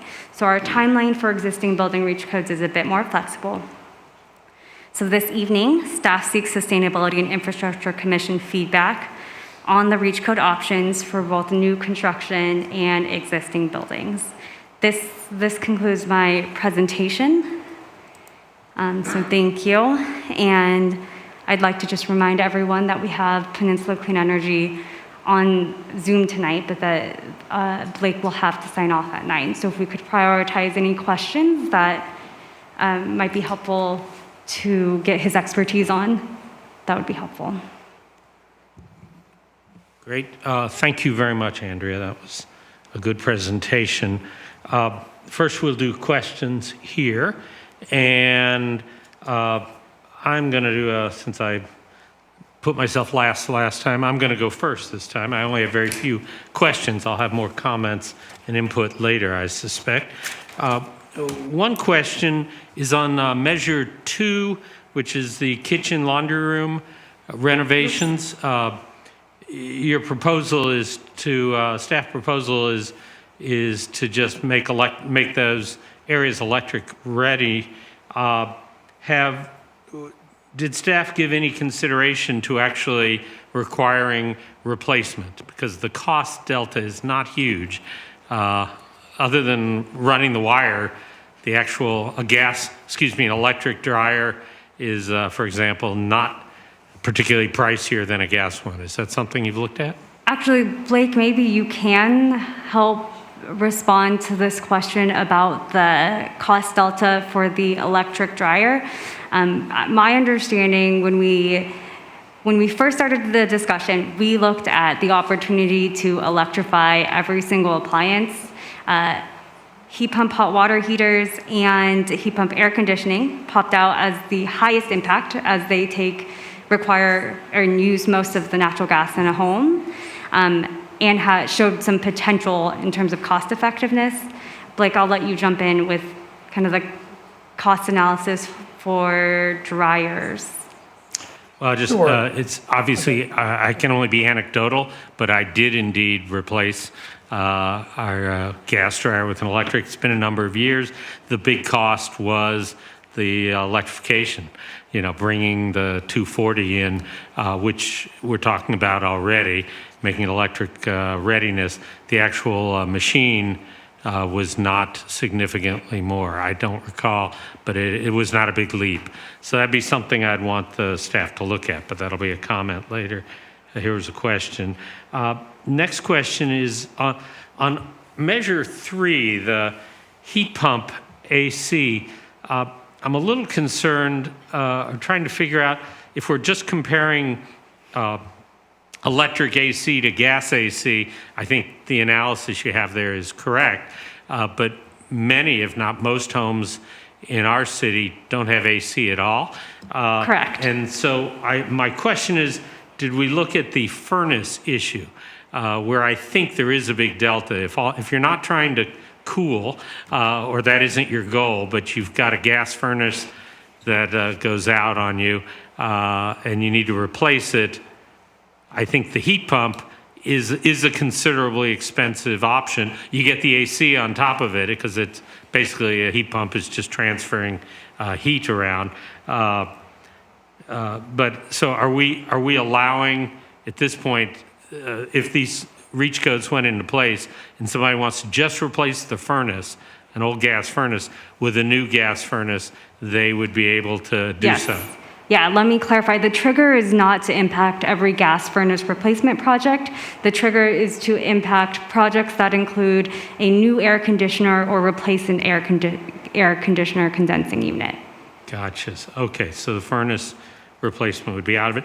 And my last question is probably tiny, but in all these over the years, I've never noticed, maybe I've missed it, any reference to fireplaces. In counties other than this one particularly, I know a little bit about Nevada County, for example. There's been a big issue from a pollution point of view of replacing wood-burning fireplaces with gas, self-contained. There isn't a really particularly good electric option. Have we looked in that at all? Or at this point, other than spare the air days, if people want to throw firewood into their old fireplace in all our old houses, they would still be able to do so. Can I clarify your question? Are you asking if staff considered prohibiting the installation of gas fireplaces?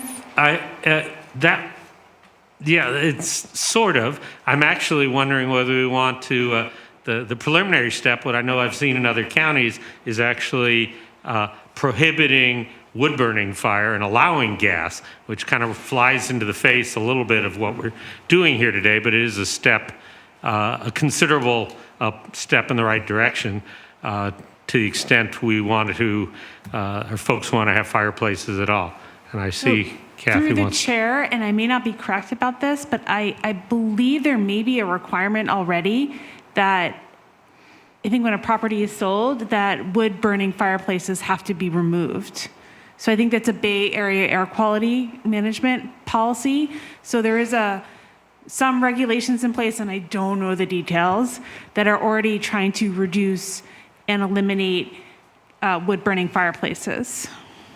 Interesting. Yeah, I'd love some information on that, but it shouldn't get in the way of what we're doing here. I appreciate that. My 100-year-old house, that would be a challenge. I guess we'd board it up, if it's however they do that.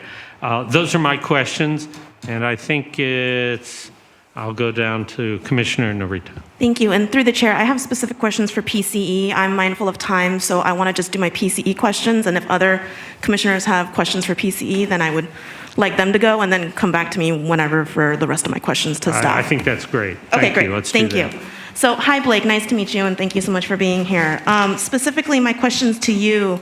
I was curious when Bay Area Reach Codes made the model existing building code. It's like a list of stuff. I looked at the actual model code on your website, which is very user-friendly, thank you. And I was curious, though, was there any sort of consensus points across the technical experts of like the ones that should be moved now? And is that the staff's, is that equivalent to what staff is proposing here, for instance? I just want to get a sense of like, thinking of it like as the most accessible low-hanging fruit stuff with a little bit of ambition, and then I assume there's another concentric circle of like higher ambition, like effort, that's all captured in that list of the model code. Could you walk me through that at all? Yes, of course. Thank you for asking, and thank you for the time. The list is a list of basically a menu of options of all the options that would need to be in a code to fully decarbonize our building stock. Some of those options, especially requiring a furnace to be replaced with a heat pump where an air conditioner is not involved, are somewhat expensive. That's a $10,000 to $12,000 cost add. And we don't see the programmatic support for those kind of options to be there yet. For other measures like water heaters, for example, we felt as a joint powers authority, it's not necessarily our job to tell city councils whether $1,000 or $2,000 is a lot or a little during a renovation to accept. So leaving some of those options where there could be some cost premium depending on energy programs up to city councils was the reason that we left it as a list rather than specifically recommending pieces. Does that answer the question? Yes, thank you. I think. So you didn't recommend like a chef's recommendation though? Like you didn't have like a chef's recommended choices of your menu, you wanted to defer everything to the cities, is my understanding on, and that's because of cost considerations, which are policy decisions. And I also assume there are also no recommended dates of, when something should be phased out in the model code. And is that also the similar reasons you wanted to defer to cities on what they thought was feasible for their communities, or were there other justifications for that? Correct. At the same time, we're working to develop programs that help backstop more of the measures on the list. One issue is, as a joint powers authority, we don't feel it's our job to lobby city council to pass certain measures. So it's a little bit of we feel that it's more your choice and city council's choice. A difficult decision. There are definitely a list that I might recommend as Blake, but as Peninsula Clean Energy, not necessarily our job to cite the specific recommendations, given that they're more policy decisions. Got it. Thank you. And can you speak also, just shifting gears a little to air conditioning and heat pumps? Yes. Can you speak to the market readiness of heat pump air conditioning in your technical capacity? Yeah, and my background's a mechanical engineer with a PE in HVAC, so professional engineer's license in HVAC, so very familiar. These are very market ready, have been around since at least the 1950s, and are used very, very commonly in other regions. The installation is this, as far as like contractor capacity, the installation of a heat pump air conditioner is exactly the same as an installation of an air conditioner. So very, very market ready. Great. And just to get a little nerdy, does it require any sort of electrical upgrade to a home if the home was using like a different system? Very good question. It's going to be the same in San Mateo County, which is a cooling we design based on cooling when we're designing heating and cooling systems. The same electric circuit that would be needed for the air conditioner will serve the heating load. So it's going to be the same. So if you're adding an air conditioner and that requires a circuit, the heat pump will be the same circuit size. So regardless, when you're upgrading air conditioner, if you were to, let's say you didn't have air conditioner right now and you wanted one, regardless, if your home just had old electrical system, you'd have to upgrade it regardless of it's being an electric heat pump or a gas version of the product. Correct. The answer might be different in Denver. Okay. Well, not in Denver, but in Aspen, let's say, or some mountain town or Vermont. Okay. And also, to get nerdy again, is there a length of time? Does it take longer to install the electrical than the other system? Like longer in terms of like weeks like weeks or days or, kind of, does it take longer? Same exact installation process. They look the same. Okay, great. Blake, those are all my questions for you. Thank you so much. So I'd like to let other commissioners ask Blake questions. Thank you very much for your consideration, Commissioner Narita. And thank you, Blake, for being with us. I think I'm gonna start by just confirming, if I can. Are you saying, is the a combination of staff and Blake saying that Peninsula Clean Energy is not necessarily recommending adoption of the Bay Area Reach Code's model ordinance for existing buildings in total, even though technically you helped create them? Correct. We created it as a menu, and some of them are would cause significant cost burden. None of those are necessarily being discussed today, but some options would. Okay. Thank you. We've been discussing the potential cost burdens of some of these measures, but I was under the impression that the Bay Area Reach Code's model codes included some economic hardship exemptions, potentially, for example, like if an electric replacement or new system were, some percentage more expensive than a new or replacement gas one, people could file for an economic hardship exemption against the electric one. Is that not the case? Those are options listed in the model code, correct. Thank you for reviewing it.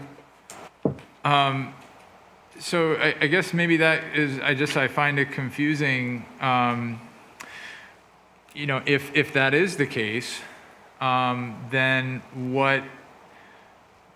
why would we be worried about measures that may involve extra cost?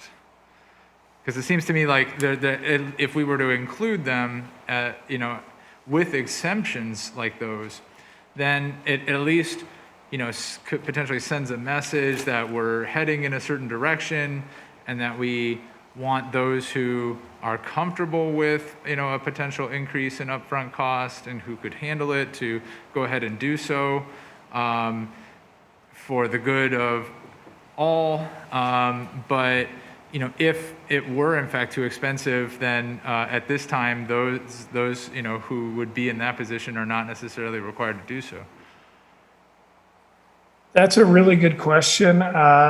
One thing that you might want to consider is adding a paperwork burden to lower income residents or any resident during a furnace replacement if you don't feel that that particular portion of the code is ready. That's something that we've heard from building officials, and there is a lot of paperwork requirements in life these days, so that might be something to consider. But yes, you could pass the whole existing building model code and lean on the economic hardship exemption to feel as though constituents are protected from hardship.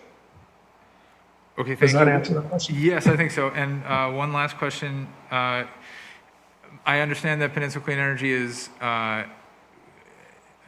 has been at least talking about having on-bill financing as another potential tool to help people, frankly, afford these upgrades and help mitigate the cost.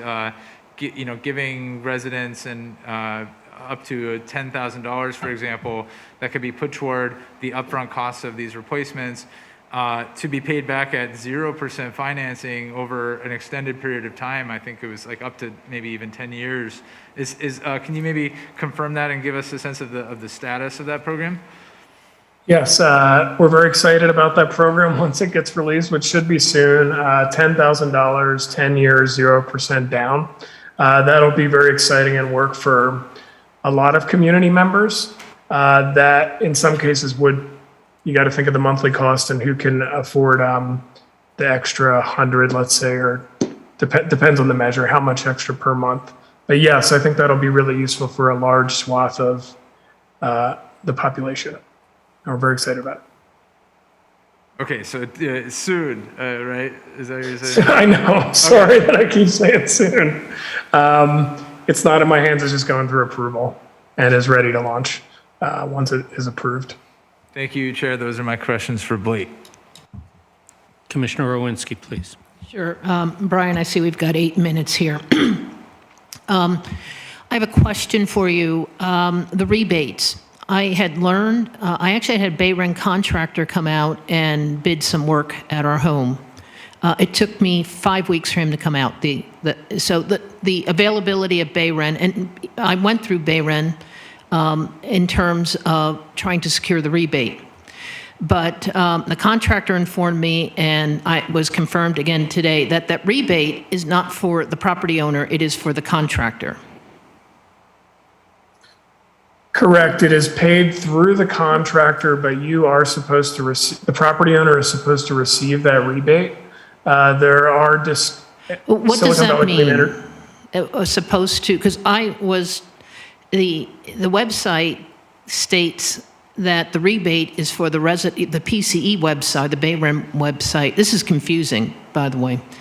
Yes. States that it is for the property owner and the contractor. The contractor I spoke to said it was, the rebate was for them, and staff today confirmed the rebate is for the contractor.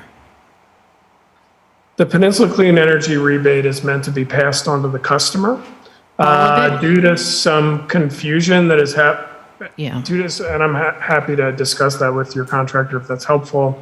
The confusion that this is creating is making us reconsider processes related to how that that $1,000 is paid. The Bay Rent program has always paid it through the contractor, and that does create this confusion. Right, so it is paid to the contractor, who should then give the property owner the 100% of the rebate. Correct. Okay, then it is very confusing. Yes. And I think that needs to be outlined clearly on the Bay Rim website, and I can make sure to pass that information on. what's that? I can make sure to pass that information on to Bayren. Yeah. I am sensitive about Blake's Okay. time, so I would. Yeah, oh, I've got 8:55. I've got a couple more questions. Okay, I'm thank you. staying. I'm excited for the questions. Yeah. You also mentioned that heat pump technology is market ready. Yes. How market ready is it relative to current water pumps or AC units? And I say this because my understanding is heat pumps are pretty noisy between the fans and the condensers. So I'd like to understand market readiness relative to what current technology is available for heating and cooling homes, as well as water pumps. I mean, as well as water heaters. That's a good question. Heat pump, I'll start with space heaters. Heat pump space heaters have been around for longer than heat pump water heaters, again, since the 1950s. I've been specifying them for buildings since 2006. The condensing unit is, as you had written in your questions, which I've read, the condensing unit is located outside and is the same amount of noise as an air conditioner. With water heaters, those have been around in the US market since 2010, so for 12 years. There are over half a dozen manufacturers. The noise is something that we've also made sure we consider that's an important issue. I personally do not like fan noise. For reference, they're at about 49 decibels, which is the same level as a microwave. I have a few answers here. I'm just going to read through. I stood right next to one going full bore recently. I was actually surprised how quiet it is. It's really important to me that they don't create a negative experience. One thing that you can do if the noise is annoying you is turn them off with a smartphone and turn them into electric resistance mode, which would be quieter than a gas water heater. There was an issue with a major manufacturer in their previous generation product, the 5th generation, which is available for warranty and is now quieter in their next offering, which is the 6th generation. And just so you know, we're putting together, Peninsula Clean Energy is putting together design guidelines to help ensure that installations mitigate noise concerns and also isolate vibration. Vibration is actually typically what causes noise issues. And that's stuff like a rubber mat or flexible piping connected to the heat pump water heater. Something to consider if it's going to be near a living space, certainly, but in the garage, less important. Really depends on the location of your water heater. Yeah, and many people use their garage as a second home. It might have a water heater, and it's also a residential bedroom. So, and that's pretty common in the city. Okay, I see it's 9 p.m. I'll stay for another 5 minutes. I'd love to answer any questions you have. Okay. Well, then I do have another question on CFCs. Heat pumps are basically refrigeration units similar to that. CFCs, how is that going to be handled within the context of ozone? I mean, do heat pumps contain CFCs? Yes, a really important question. Thank you for asking. I've had skin cancer, so the ozone layer is very important to me. No modern heat pumps use CFCs. They actually use Hcfcs, which have an ozone depletion potential of 0 and have no adverse impacts to the ozone layer. Okay, good. So there's no CFCs, there's Hcfcs, which are not ozone depleting. Are there any environmental factors related to the heavy use of Hcfcs? Good question. Hcfcs have a global warming potential when released, just like if you burn natural gas. If you were to release a whole refrigerant charge of a unit, which is not how you're supposed to dispose of it, but let's say one refrigerant charge was released during the lifetime of a unit, which is feasible. That's much lower than the associated GHG emissions of natural gas we are seeing movement towards low GWP refrigerants, including CO2, which has a global warming potential of 1. So there is a global warming potential thing that's being addressed as we move toward more advanced refrigerants. Okay, great, thank you. Sure. Blake, we'll let you go, but I just wanted to note, not a question, but a comment, a thank you, and to note that this city and Peninsula Clean Energy have had a good relationship and hope to keep that going forward, going back to Rick Bonilla, Rafael Reyes, who used to sit at this dais, and my good friend Mark Hirschman. These are all excellent people, and we love your group and look forward to working with you going forward. Thank you. Thank you so much. All right, questions now that may not go straight to PCE. Back to you, Commissioner Narita. Thanks. So, Andrea, great performance, great presentation. Thank you so, so much. It was incredibly thorough, and I really appreciate it, as always. So just to be super, super clear, the scope before us today are just the things that are actually triggered at the time of permit, also known as REACH codes. But staff commits to also exploring and then coming back to the commission the following things. This is the question that I have the right list. The performance, like potentially building performance standards, time of sale, the end of flow, which did confusingly appear in the model code under the permitting thing, under the permitting category, but that actually is not the trigger for it within the city. And then you mentioned a carbon neutrality policy, and I didn't know what that meant, and I was curious. So just make sure my list is accurate, and then you said financing and rebates, but make sure my list is accurate, and then could you explain carbon neutrality policy? Very simply, other jurisdictions have committed to being carbon neutral by a certain date.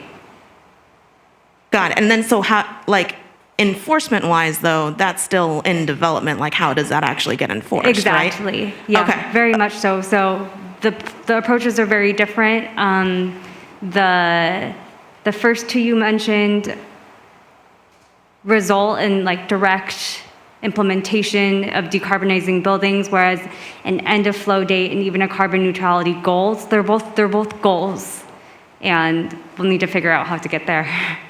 Okay, implementation-wise. Yes. Yeah, okay. And then along the lines of implementation-wise, in the financing and rebates, I was curious when staff, because staff has said that you will, so when staff takes up the financing and rebates, like, could you paint a little bit more of a picture of what that like looks like?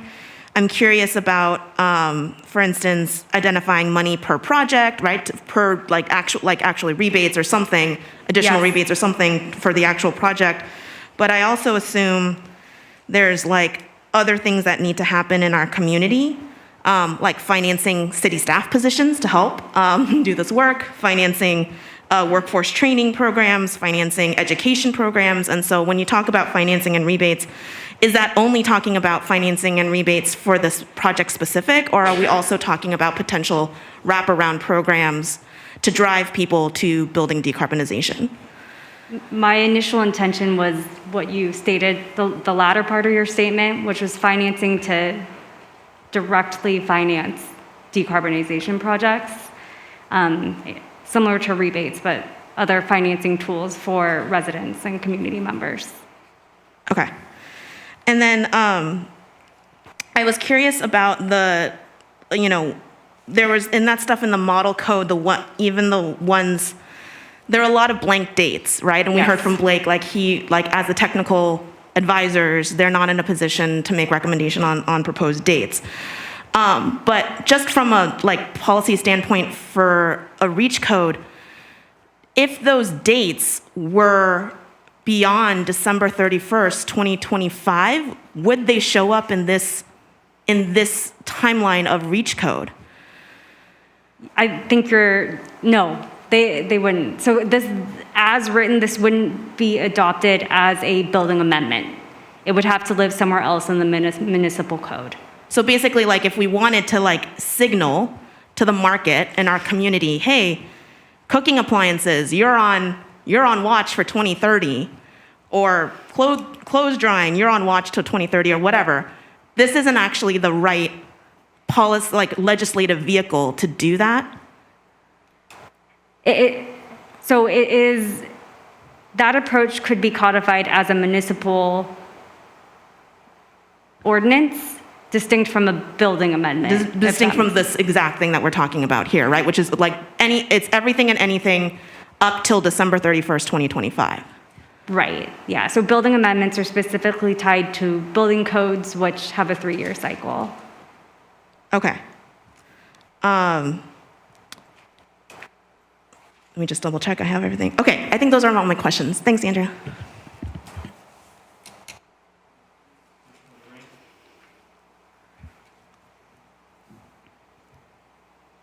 Thank you.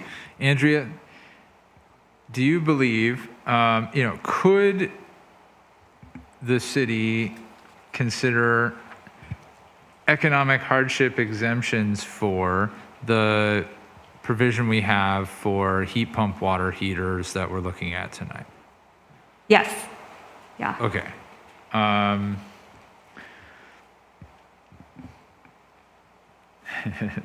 Thank you. Can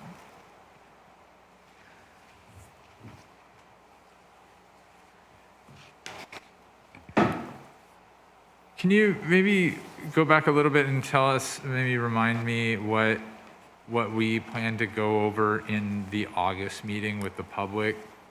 Are they looking at all these options that we're looking at tonight? My intention for the August community meeting would be to gather input on the reach code options that we discussed this evening. So the conversation would be focused on, again, building amendments and reach codes that are enforced at the time of permit. I can share my slide again, but it's the list of existing building measures, and then also seeking input on our new construction reach code. But that is something that we have had in place for 2 years now. So I'm anticipating a little bit less feedback. Okay, so it's an additional opportunity for the public to engage beyond tonight's meeting, for example. Absolutely. Okay. I think actually those are my questions at this time, Chair. Thank you. Thank you. Commissioner Rowinski. Okay, thanks. So what I'm going to do, Andrea, I'll just spend a few minutes on the new construction. I just have some questions on the new construction. And I'm far more comfortable now that we have what is the final language versus the draft language that we looked at back in April. So if I have a new construction, can I apply for rebates from Tech and Bayren? No, you cannot apply for rebates from Tech and Bayren. Okay, so those are just for existing? They are for the replacement of equipment. Okay. Thank you. I just wanted to clarify that. So that is replacement of equipment. Alrighty. And I have a question on, I'll just make a comment here. I liked your inclusion of language similar to San Carlos on the use of fossil gas for conditioning laboratory areas. I come out of the biotech industry. I've worked in many laboratories, and ensuring consistent heating and cooling is really imperative to our work. Just very quickly, I'm just scrolling down to the exemptions. Where are those exemptions? Sorry. I just have this report here. I've got to, okay.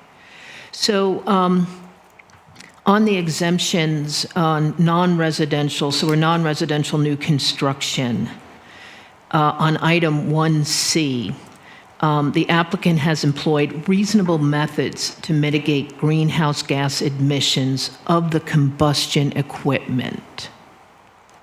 So that's 1C of the exemptions. What are examples of reasonable methods? I believe that refers to the ventilation. I'm sorry. The ventilation of natural gas. Ventilation, okay. And once again, this, as we discussed, this exemption is really is for, let me just see here, applies to commercial kitchens and motels and hotels that have laundry machines. Correct. And so there's no other exemption for businesses except the one that was recommended by staff for laboratories, that is following the San Carlos exemption. So currently as written, there are 3 categories. There's an exception for commercial kitchens, for hotel and motel laundry, and then the third option is a little bit more catch-all, so it allows any building type, like of any building use, to apply. I am certainly looking for your feedback if the commission is interested in the language to provide an exception for biotech. So that's helpful feedback you provided. Yeah, and I'll put that. You'll hear that from me on comments. I think for the new, that's my. I think it's my only. Oh, I have one question on the San Carlos language on laboratories. And let me I just lost.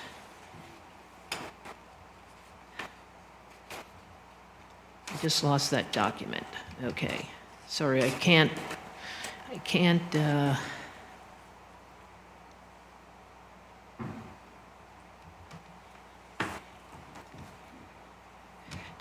okay, here we are. Okay, back on track. I just want to go back to that San Carlos language for, I'll just say biotech, medical technology laboratories here. Here it is. It says here, model ordinance to include language similar to the City of San Carlos REACH code that allows fossil gas for space conditioning in laboratory areas, space conditionings, heating and cooling. In this context, if there is a third-party verification to demonstrate the infeasibility or lack of cost-effectiveness. I guess since this is San Carlos and not ours, we don't have any experience in terms of how much something like that would cost. You know, I'm thinking, by the way, we have many small startups, biotech and medtech. California is the leader in this, and they're all over San Mateo and many of these little tilt-ups. And they've got world-class laboratories, but they run on really lean capital. Their cash flow is very lean. Their burn rates are very lean. Do you know how much something like this would cost? I do not know how much that would cost, but I did talk to a San Carlos staff person today that mentioned that there were projects using that exemption and going through that process, so I could reach out to ask. Yeah. Here, I'm just going to put this on the plate that because these companies do run lean, they're startups. You know, they're not the Genentechs and all the established companies, but these are startup companies. And they do, many of them may not even be getting a salary, by the way. But it might be interesting to provide financing.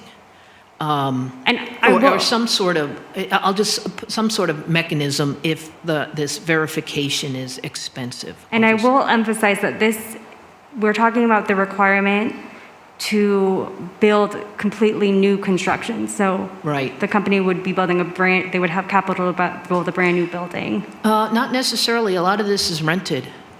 It's built by developers and then rented out. But the developer would still be beholden to the REACH code requirements. Right, okay, that's true. Good point, yeah. These companies don't build this. We rent space from some of the most oddest places that you would never expect. Like 25th Avenue in El Camino. There's a biotech startup there. Okay, that is my questions on the new construction. On the current construction, I just want to go back to the AC,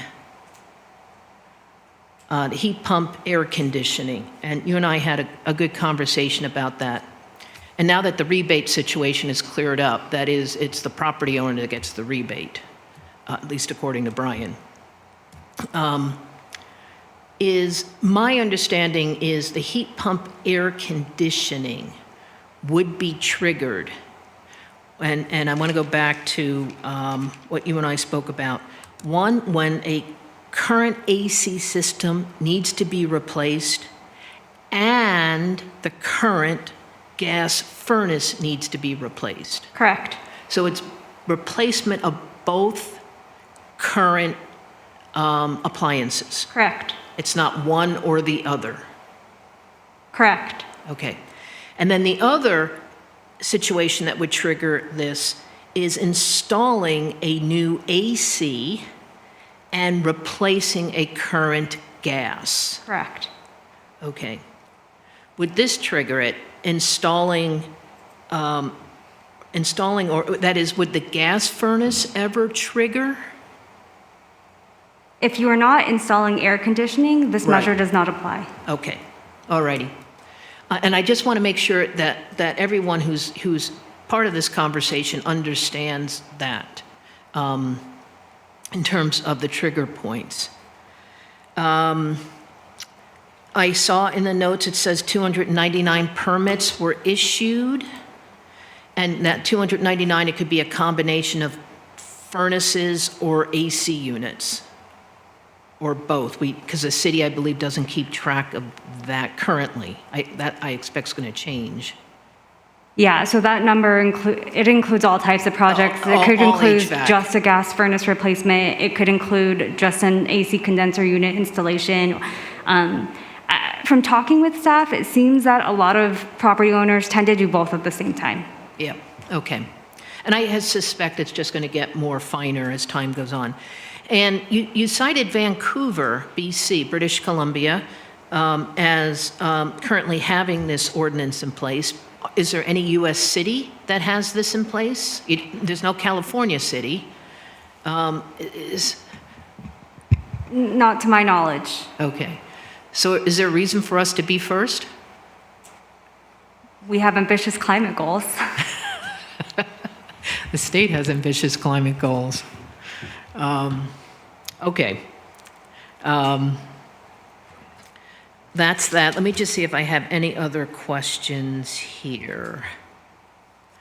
I do want to go back to water heaters. And the recommendation right now from staff is not to include water heaters this go around. And is that for both replacement in a single-family home and the renovation option? I was taking a moment to share my screen because I thought that thank might you. be helpful. Yeah. Okay, so I talked about 2 water heater measures. One was a heat pump water heater requirement at time of any replacement, and then one was when a water heater was replaced or is replaced as part of a major renovation. So I did note that staff specifically did not recommend 5A, which is requiring that all water heaters be heat pump water heaters, but presenting 5B is a new option before you this evening. It's almost like an alternative, to impacting all water heater projects. Right. 5B kind of reminds me of a new construction. So let me ask you this. Would I be eligible for a rebate? Yes. Okay, because I'm removing an old water heater and putting in this heat pump, and I'm doing this renovation. Yes. Okay. So that in that situation, then the rebate... You're still replacing existing equipment. Right. Exactly. Okay. And I just need to make that clear for everyone that's listening here. I will say, I thought your heat pump water costs, I know PCE came down at $7,000, but, as I mentioned last week, if we were to do it, it was almost double that because we'd have to retrofit our garage. You have to get larger tanks, by the way, for heat pump water heaters because they don't heat as quickly as natural gas. So, if you've got a 60-gallon tank, they're recommending an 85-gallon or 90-gallon tank, because as you use the water, then at least you have more water left that's warm. So, and that's part of what's taking place. And my comments I'll share with you as my journey through the Bay Ren. I call it my Bay Ren journey. And I'll share that in comments. Okay, thank you.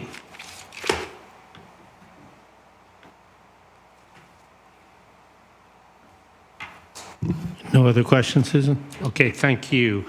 Time for public comment. What do we have? Okay, I have one in-house, and I've got 17 online. Okay, I think we need to keep it to 2 minutes. We'll be here till the wee hours. I would also ask if folks are confirming or repeating what others have said, you'd be kind to all of us, and you would also probably get more favorable response if you just state that instead of using the full 2 minutes to repeat. But that's just my counsel, my advice. Cookie, let's start, please. We'll start with the person in-house, Alex Wagenfield.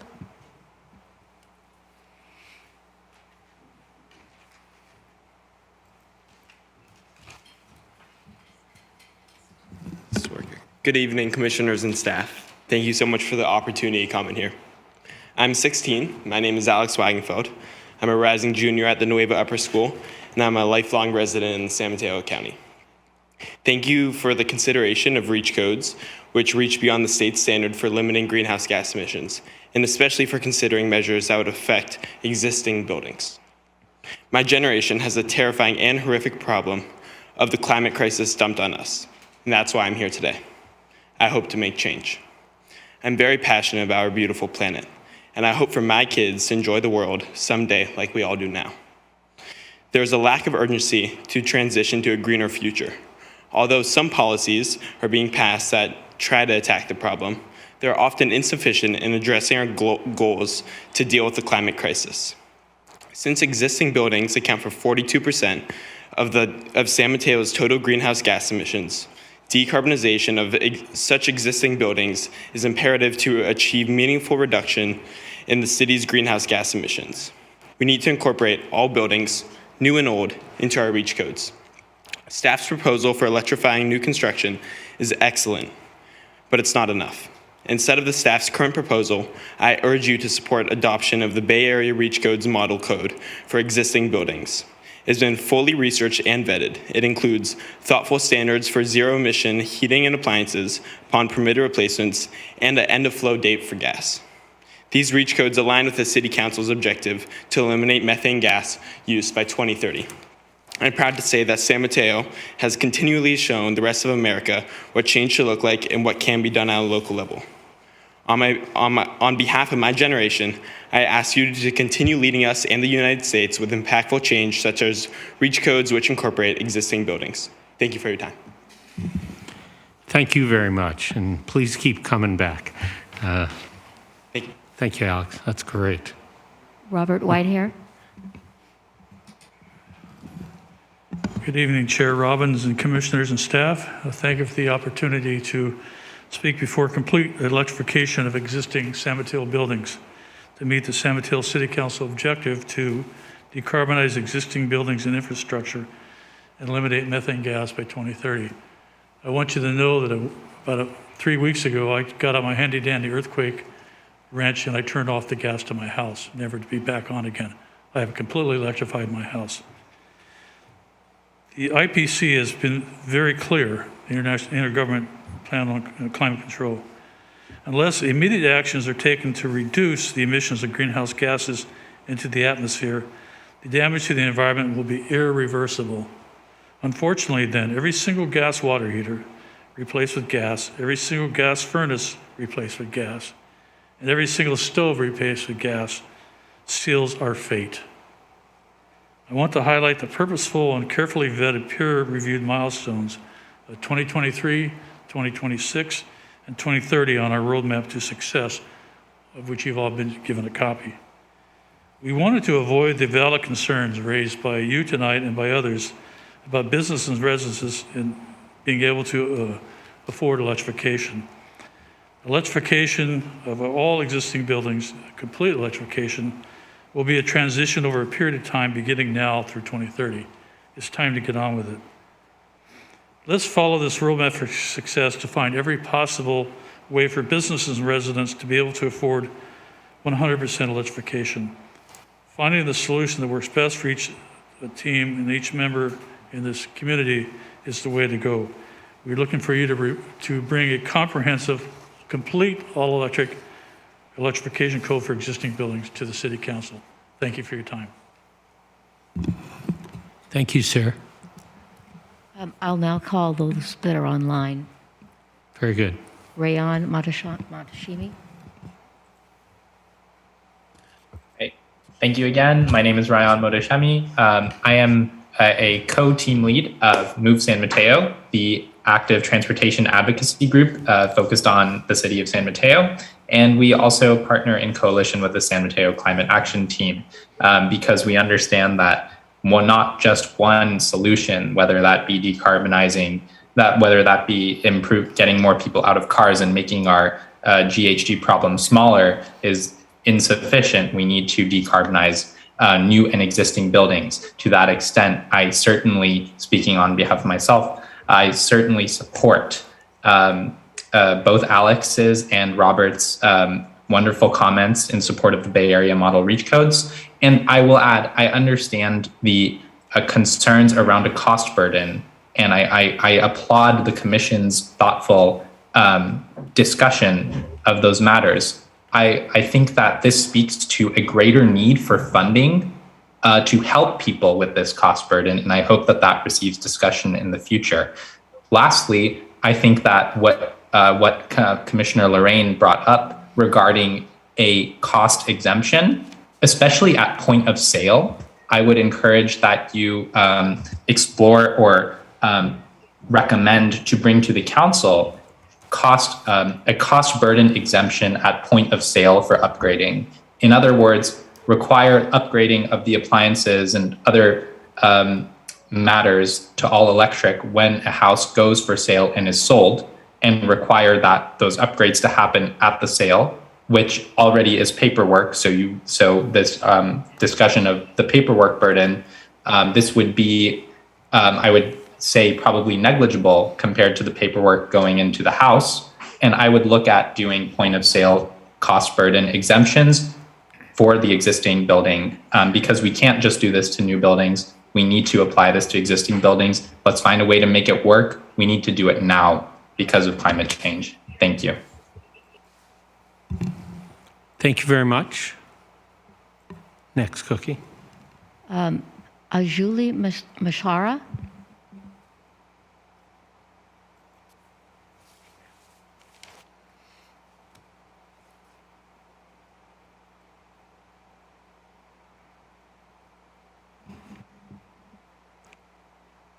Julie?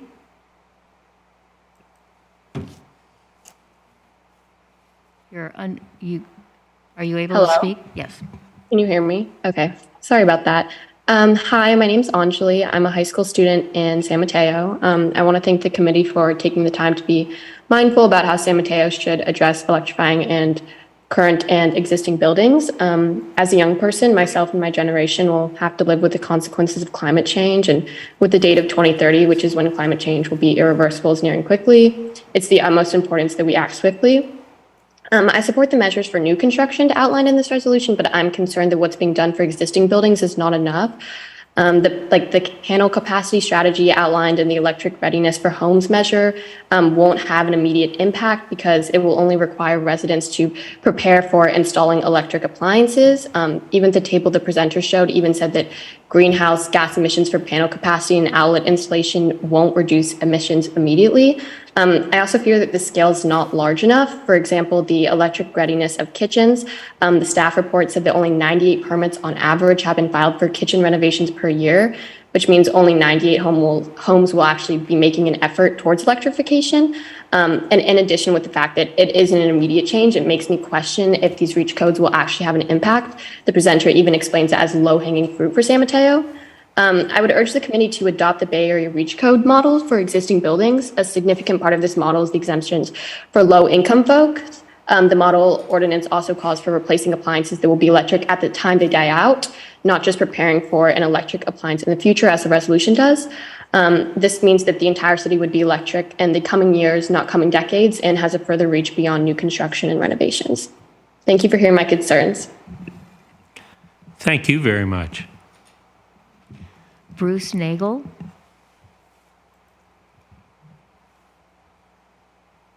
Can you hear me? Yes, we can hear you. Oh, thank you. I'm not going to spend a lot of time on it because Alex and Bob and Julie have put forward the comments well. I will suggest that the issue is serious, and you've heard you speak. The most telling one that I heard is one of the mayors of the area here basically was questioned by her children as to whether they'd have a planet to live on.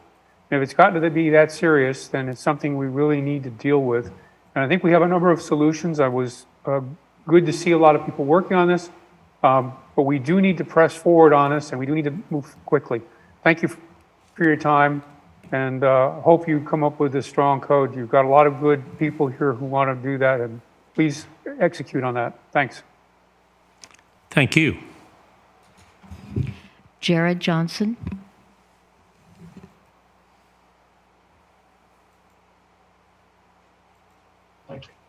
Hello, I'm a Bay Area resident and the senior manager of Octera's policies department. On behalf of my organization, I first want to thank you for taking up these reach codes, including existing buildings. However, I urge this commission to recommend council to adopt the Bay Area reach codes group model codes for existing buildings. It is important to recognize that fossil gas is a fuel of the past, and new appliances must be electric if we are to fully decarbonize. And science tells us we need to fully decarbonize in order to protect ourselves from catastrophic climate change. My friends are planning to visit all the national parks in the US before they move abroad. We have plans to meet them this summer at Yosemite National Park in order to see the giant sequoias, trees that have been rooted in the ground for thousands of years. Once thought to be impervious to wildfire, these sequoias are now threatened by the growing Washburn fire. The time to act is now, and by adopting the Bay Area Reach Codes Group's model code for existing buildings, this will help Matteo's council reach a strategic objective to establish policies to decarbonize existing buildings and eliminate methane gas use by 2030. Additionally, forcing folks to live in gas-powered units exposes them to higher levels of indoor air pollution. During emergencies, it takes longer for gas homes to get back online as opposed to electric homes. And most importantly, as gas or as renewables reduce their price, and in the future, fossil fuels become more expensive as less people are online and paying for the infrastructure, we need to make sure these low-income folks are taken care of, and we transition them to modern electric appliances that are more efficient than gas appliances. And then when we help them pay for the upfront financing, can help them reduce their energy bills over time. So I urge the council to present a plan to achieve the strategic objectives. Thank you so much for letting me speak. Thank you, sir. Diane Bailey. Good evening, Chair Robbins and Commissioners. My name is Diane Bailey. I'm with Menlo Spark, a community climate action group, as well as the Campaign for Fossil-Free Buildings, an alliance of 38 groups working together to phase out methane gas use from our homes and buildings. Thanks so much for taking up this discussion today. I'd like to echo and support the comments from Robert Whitehair, Alex Wagenfeld, and others in support of San Mateo Climate Action Team's recommendation to support the staff recommendation for new construction reach codes, but recommend that in addition to the staff proposal for existing buildings, that the PCE and Bay Area Reach Code Team model code for existing buildings be added to the staff proposal. Without including the Bay Area Reach Code Team's model code for existing buildings and covering permitted replacements, the staff proposal will fall far short of the city's unanimously supported goal to decarbonize existing buildings and eliminate methane gas use by 2030. I urge you to support the adoption of either the existing building decarbonization ordinance or the time of permit electric required document. And I know it's very confusing when you go on the Bay Area Reach Codes site. There are a lot of different options, but this is the best model code. And it offers a lot of flexibility and exemptions, as Commissioner Lorraine noted. These include exemptions for low income and affordable housing, economic hardship, and infeasibility. And I want to echo Commissioner Lorraine's question and appreciate this note that if we're concerned about cost, but the model codes have cost and hardship as well as low income exemptions, then do we really need to be concerned? Because it seems like these issues are addressed. We support both the standards for permitted replacements as well as the end of flow. And although electrification of existing buildings can be challenging, the model codes from the Bay Area REACH Code team contain ample flexibility. Please support a full electrification ordinance and begin the public outreach process for it right away. Thank you. Thank you very much. Belinda Klauber.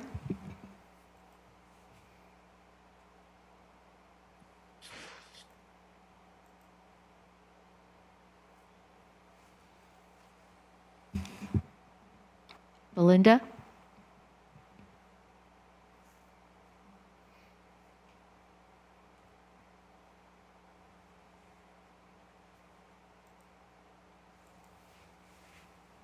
And hi, can you hear me?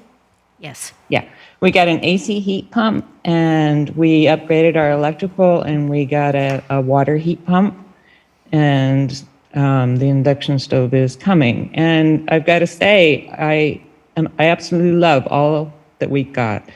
The AC heat pump has been a blessing since it's getting hotter, and all things point to it getting hotter. So I'm very, very happy to have the AC.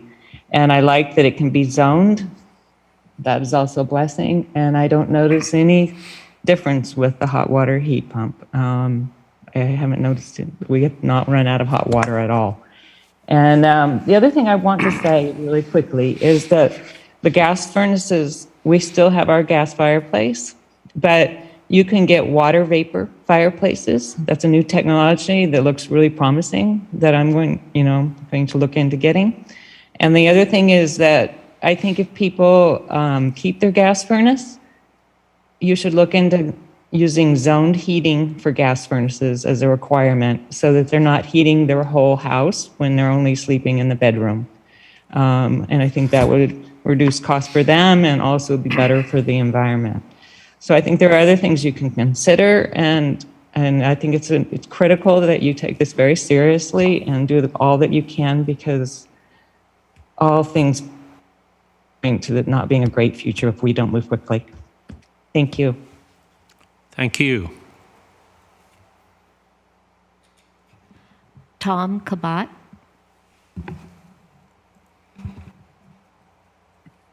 Hello, I'm Tom Cabot. I'm a longtime energy engineer working for utilities, governments, and homeowners, helping them all make the transition towards a more carbon-free future. I'm also chair of Menlo Park's Environmental Quality Commission, and I enjoy being able to virtually attend your meeting and see how you're able to grapple with this as well. I'll share a couple insights of how we look at our role in it, and maybe will also be interesting. But we basically see ourselves at the commission as kind of an advisory body to the council, trying to give them science-based advice for how to meet these targets. And then we let the council figure out where the compromises need to be. They're creative people. They can figure out how to do that compromise and what they need to do. And the thing about climate change is we know it will not be free and it will not be fair. So we don't need to balance the books on it ourselves at our commission meeting. We just need to get the information through to our council about what actions will tend to drive what results. And what we see so far in the base code coming out of the state of California following that, if we stay in our lane and just look at buildings, it would set us on target for a 4 degrees Celsius rise across the globe over the next century. If we just do the new construction with no exemptions, all electric, that brings it down only to 3.5 degrees. That's not much improvement. To get to the IPCC's 2-degree disaster area rise takes a full replace on burnout of every opportunity to do it. And to get to their 1.5 degree target, we have to retire gas devices before the end of their useful life. So I urge boldness by the commission in giving that science-based advice. Thank you. Thank you. Michelle Hudson. Thank you. My name is Michelle Hudson. I'm a longtime resident of San Mateo and a mother of two who is very concerned about the climate crisis and its impact on my children and the younger generations. I want to thank the Commission for taking up consideration of REACH codes and especially for considering measures that affect existing buildings.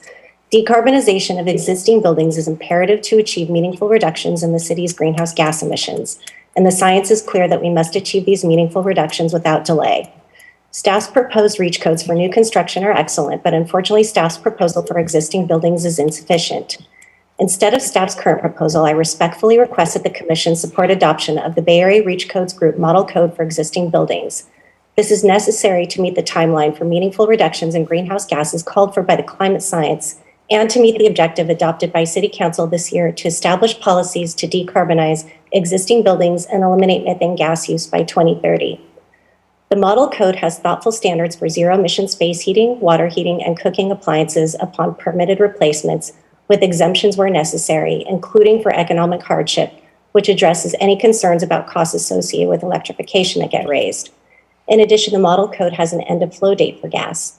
For this, I urge you to adopt a date of 2030 as consistent with the climate science and with the City Council's objective to eliminate methane gas use by 2030.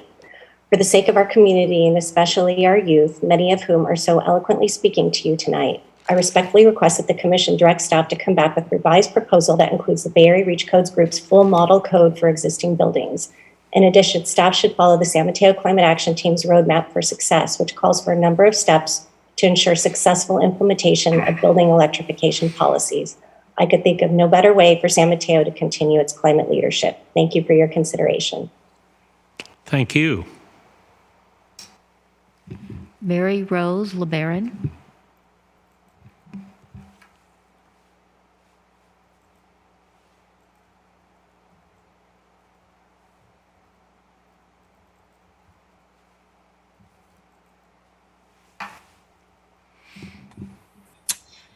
Thank you, Sustainability and Infrastructure Commission, for taking up this very important issue. I'm a mom, grandma, and resident of San Mateo for more than 7 years now.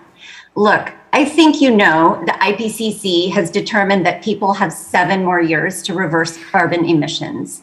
We have until 2030, beyond which damage to the planet, our homes, will be irreversible.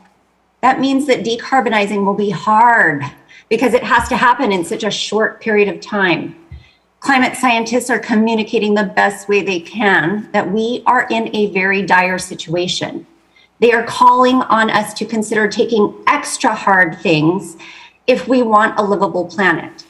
The proposal on existing buildings before us is a bit weak. And considering the bold target we have, we have to ensure humanity can have stability in the climate for survival. I'm here to ask for steps to meet the pathway that the San Mateo Climate Action Team presented on April 13th. There are ready to deploy options for homes, and you point these out. I notice how much emphasis is put on the idea of more cost to the homeowner and present potentially bigger challenges for homeowners to overcome. But I am left wondering how much is someone or a group of people like us willing to challenge themselves to jump through hoops and take on monetary costs if it will ensure that their greatest investment, their home, is not actually contributing to killing their children and grandchildren's chances of survival. I invite you to implement the Boulder policy. We want to work with you on outreach. Thank you so much for your consideration. Thank you. Vivian Scott.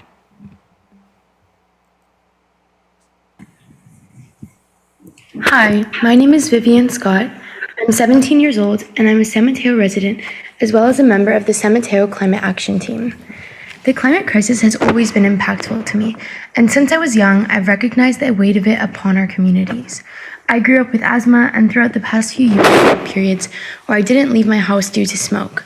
I've had worse symptoms within the last 3 years than I've ever had in my life due to wildfire smoke that is more intense than ever. Recently, I've been able to see the effects of climate change in our own backyards, and I want to emphasize that climate change is not the future. It is happening right now. Because of this, I want to thank the Sustainability and Infrastructure Commission for taking up the issue of REACH codes being considered in the city of San Mateo. I would first like to remind the Commission of the IPCC report, which states that we only have 7 more years until any damage to the earth is irreversible. Since existing buildings make up 42% of San Mateo's greenhouse gas emissions, considering stronger action to decarbonize these buildings is imperative, and we cannot wait to take action on this issue. As you consider amendments to the proposed REACH codes, I ask you to support the adoption of the Bay Area REACH Codes Group's Model Code for existing buildings, as the current proposed policy does not meet the objectives adopted by the City Council to establish policies to decarbonize existing buildings and eliminate methane gas use by 2030.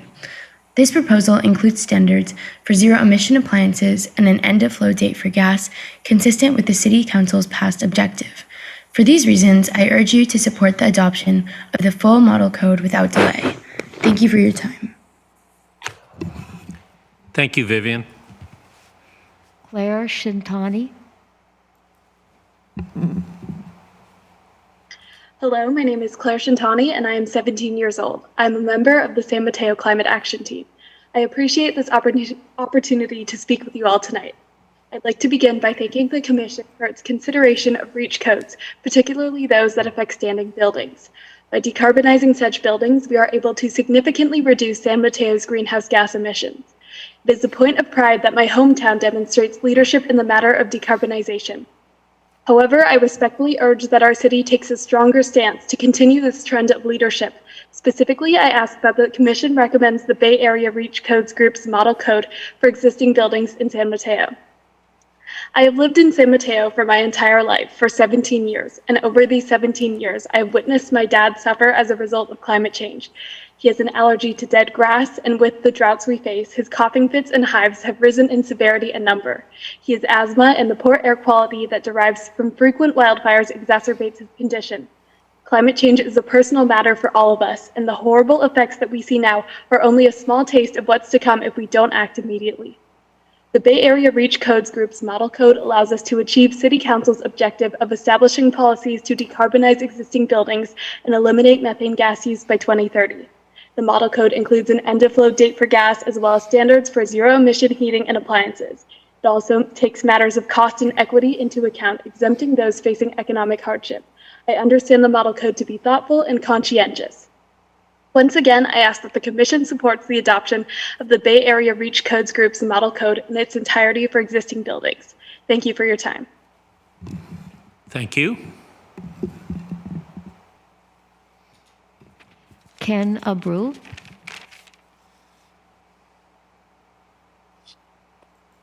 Hi, thank you.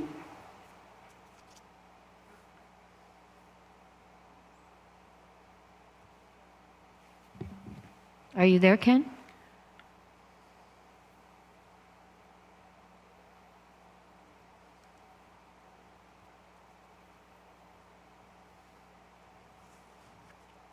Don't know if he got disconnected, but. Ken? Hello? Can you hear me? Yes. Yes. Oh, you can hear me? Oh, okay. Yeah, I sent an email on January 7th with my thoughts on the code. And I guess my concern was on this sort of absolute statement of concern of trying to eliminate natural gas in all existing buildings by 2030. You know, I look at this as both, we're both homeowners and family business owners here in San Mateo. Solving the climate crisis is critical and it's going to take bold action, but we also have major problems in terms of income inequality, wealth inequality, and affordable housing not existing where we need it. All of these are going to affect our future generation. So we need to make sure we are coming up with the policies that are most cost effective. All of these get down to a money issue. Where do we get the money? How do we allocate it?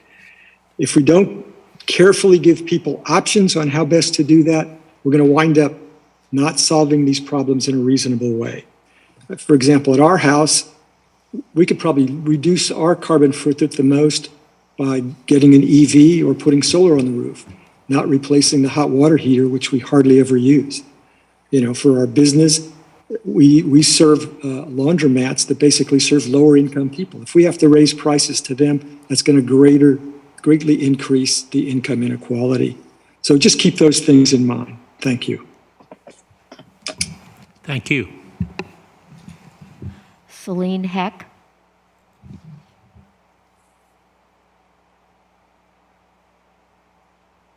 Good evening, Chair and Commissioners. My name is Celine. I'm a resident of the Bay Area, and I'm also a student at the Nueva School here in San Mateo, and I strongly affirm the adoption of Bay Area Reach Codes Group's model for existing buildings.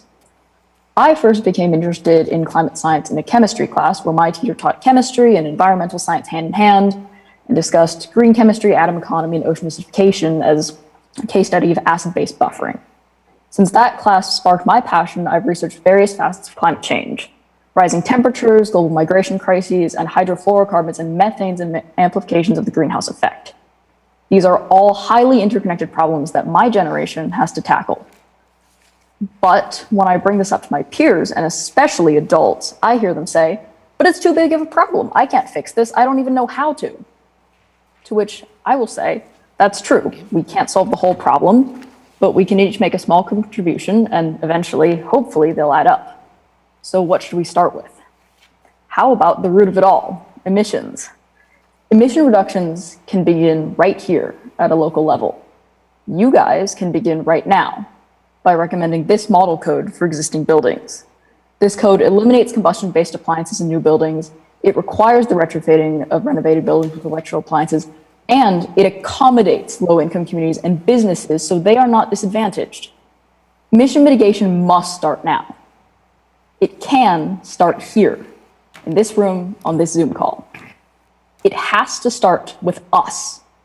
I urge all 5 of you to start here and now, and to recommend this code to the council. Thank you. Thank you. Gary Trott. Good evening, Commissioners. Thank you for taking the time to listen to me. And thank you very much to Ms. Chow for that very thorough report. My name is Dr. Gary Trott. I live in San Mateo, and I'm very concerned about the climate change and impact of REACH codes in terms of mitigating it. We've heard that the UN General Secretary and thousands of scientists have said that we have 7 years. And I ask you, relative to the 3-year cycle of REACH codes, when are you going to get to 50% reduction in greenhouse gases in buildings? Of course, that's a hard number to think about. So you need all options and all education possibilities so people can make the best choices. And so, you know, I think about the section 5 on the heat pump water heaters where the discussion was to leave those out. Let me suggest, because I'm strongly in favor of stronger REACH codes, that you think about educating people in other choices besides heat pump water heaters. The goal is to eliminate the natural gas appliance. So why not just an all-electric heated hot water tank? That's a perfect fit, form, fit, and function into the natural gas slot wherever it is in the building, and sometimes they're very constrained, but you need a wire, I grant that. And then there are other choices like tankless electric water heaters or solar heaters beyond just the heat pump. So the focus should be on eliminating the natural gas hot water heater and make sure there's enough education, both in terms of options for the homeowners, contractors, grants, nonprofit organizations to help install things, but get rid of the natural gas appliances as soon as possible, quicker than the REACH code cycle. Thank you very much. Thank you. Jacob Reed. Good evening, Commissioners, Chairperson Robbins, and staff. Thank you all for taking the time to listen. My name is Jacob Reed, a second-generation San Mateo resident, a Hillsdale High School alum, and most importantly, a concerned college student. Over the past few weeks, we have seen our Supreme Court whittle away the rights of women and gut the power of our federal agencies like the EPA. At a time where our neighbor, Foster City, must build a $100 million levee to protect its residents from rising sea levels and wildfires transform the bay into an apocalyptic orange nightmare yearly, now is not the time to take the climate crisis lightly. I'm 19 years old with my whole life in front of me, but that future is threatened along with everyone else's on this Zoom, especially my fellow youth. I don't want my future children to inherit a broken planet, let alone one day ask the question, why is our planet so broken, Dad? Did you even try to stop it? I will not sit by quietly and tolerate inaction any longer. We know the stakes, my future, your future, and most importantly, your children's future. These past few weeks have only shown us that we can no longer effectively rely on our federal legislators or agencies to protect us and our environment. We must work locally to address climate change, becoming a model for our nation. We must become leaders and pave the road for sustainability so that in 30 years, you can look your grandchildren in the eye and confidently say that you did everything in your power to give them a healthy planet. Because of this, we must go beyond state minimums for REACH codes. So I urge you all to take a proactive stance by implementing as stringent REACH codes as possible. These REACH codes will set us on the right path, but I also ask you all to go further by following the pathway to success the San Mateo Climate Action Team presented to you on April 13th. Only then can we begin to truly safeguard my generation's future in San Mateo County. Thank you all for your time. Thank you. Ali Groff. Hi, my name is Elise Martinez. I'm 16 years old and I'm a student at the Nueva School. First, I would like to thank you for taking up the REACH codes and including existing buildings. However, the proposal for existing buildings is insufficient to meet the objectives that were unanimously adopted by City Council this year. On behalf of my community, I express our strong support for the adoption of these REACH codes and Bay Area REACH codes groups model code for existing buildings to move forward quickly. In Northern California, we've all seen the increase in forest fires every year. We've all had friends, family members, classmates, and colleagues who've had to leave their homes in fear for their lives in these wildfires. And we all know that it wasn't always like this. As a student, the fall used to be about going back to school, soccer season, and spending time outside in the beautiful open spaces here in San Mateo. Instead, we're now faced with class cancellations, unbreathable air, and disturbing dark skies. We already know that our continued use of greenhouse gases is directly contributing to the climate crisis, a climate crisis that is hurting our community, our children, and as such, it is critical that we do all we can to mitigate these harmful emissions. By adopting the Bay Area REACH codes group model for existing buildings, San Mateo would be setting thoughtful standards for zero-emission heating and appliances upon permitted replacements and end flow date for gas. This would help secure my future, the future of my friends, my peers, your children and grandchildren, the next generation, to be able to go outside to grow old with the ability to go out in the sun with air we can breathe, in temperatures we can survive in. Thank you, and I urge you to adopt a more comprehensive REACH code for existing buildings. Thank you. Nancy Schneider.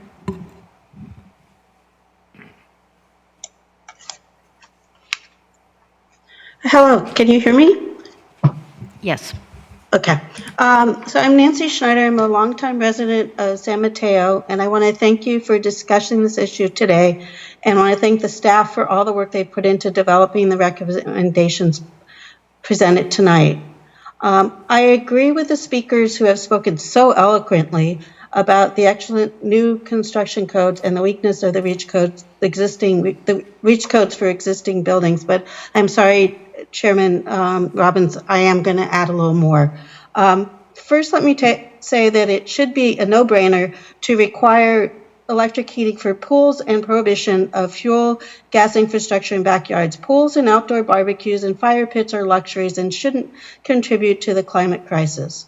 But more importantly, the staff report and Ms. Chow indicate that 55% of fossil gas use in homes is for water heating, and another 36% is for space heating, which adds up to 91% of fossil fuel use, of the fossil gas use. Yet the staff does not recommend requiring installation of heat pumps for water heating or gas furnaces. I think that's extremely short-sighted. That should be the number one change, that to get rid of our fossil gas for those two uses, because that will make the biggest difference. I ask you to direct the staff to come back with a revised proposal that includes more of the model code for existing buildings from the Bay Area Reach Code group and implement it using the roadmap to success. We need to act now to address the existential threat of climate change. There really isn't any more time to waste. Thank you. Thank you. Alan Matledge.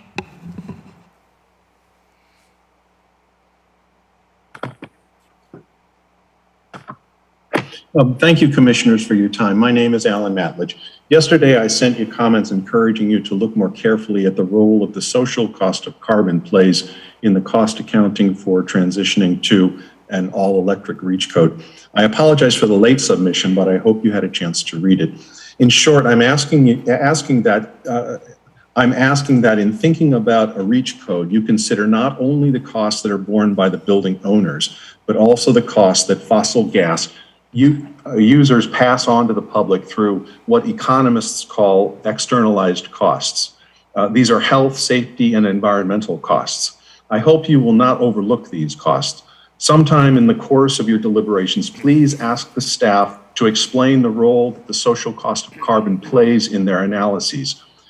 Furthermore, I encourage you to consider the effect of using a price of $51 per ton of CO2 and a price of $170 per ton when determining what we should expect from building owners if they are permitted to replace appliances on burnout with fossil gas appliances. Thank you for your time and attention. Thank you. Maya Prakash.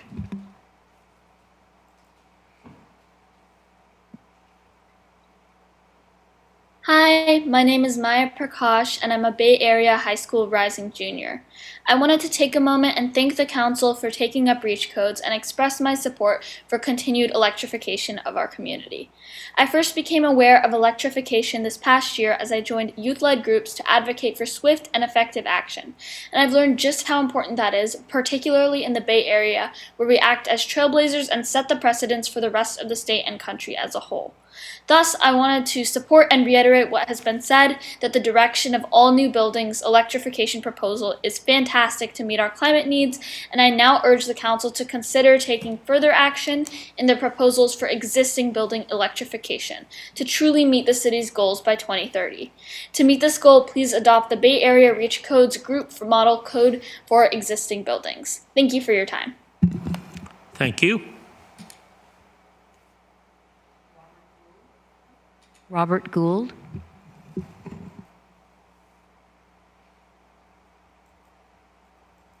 Hi, can you hear me okay?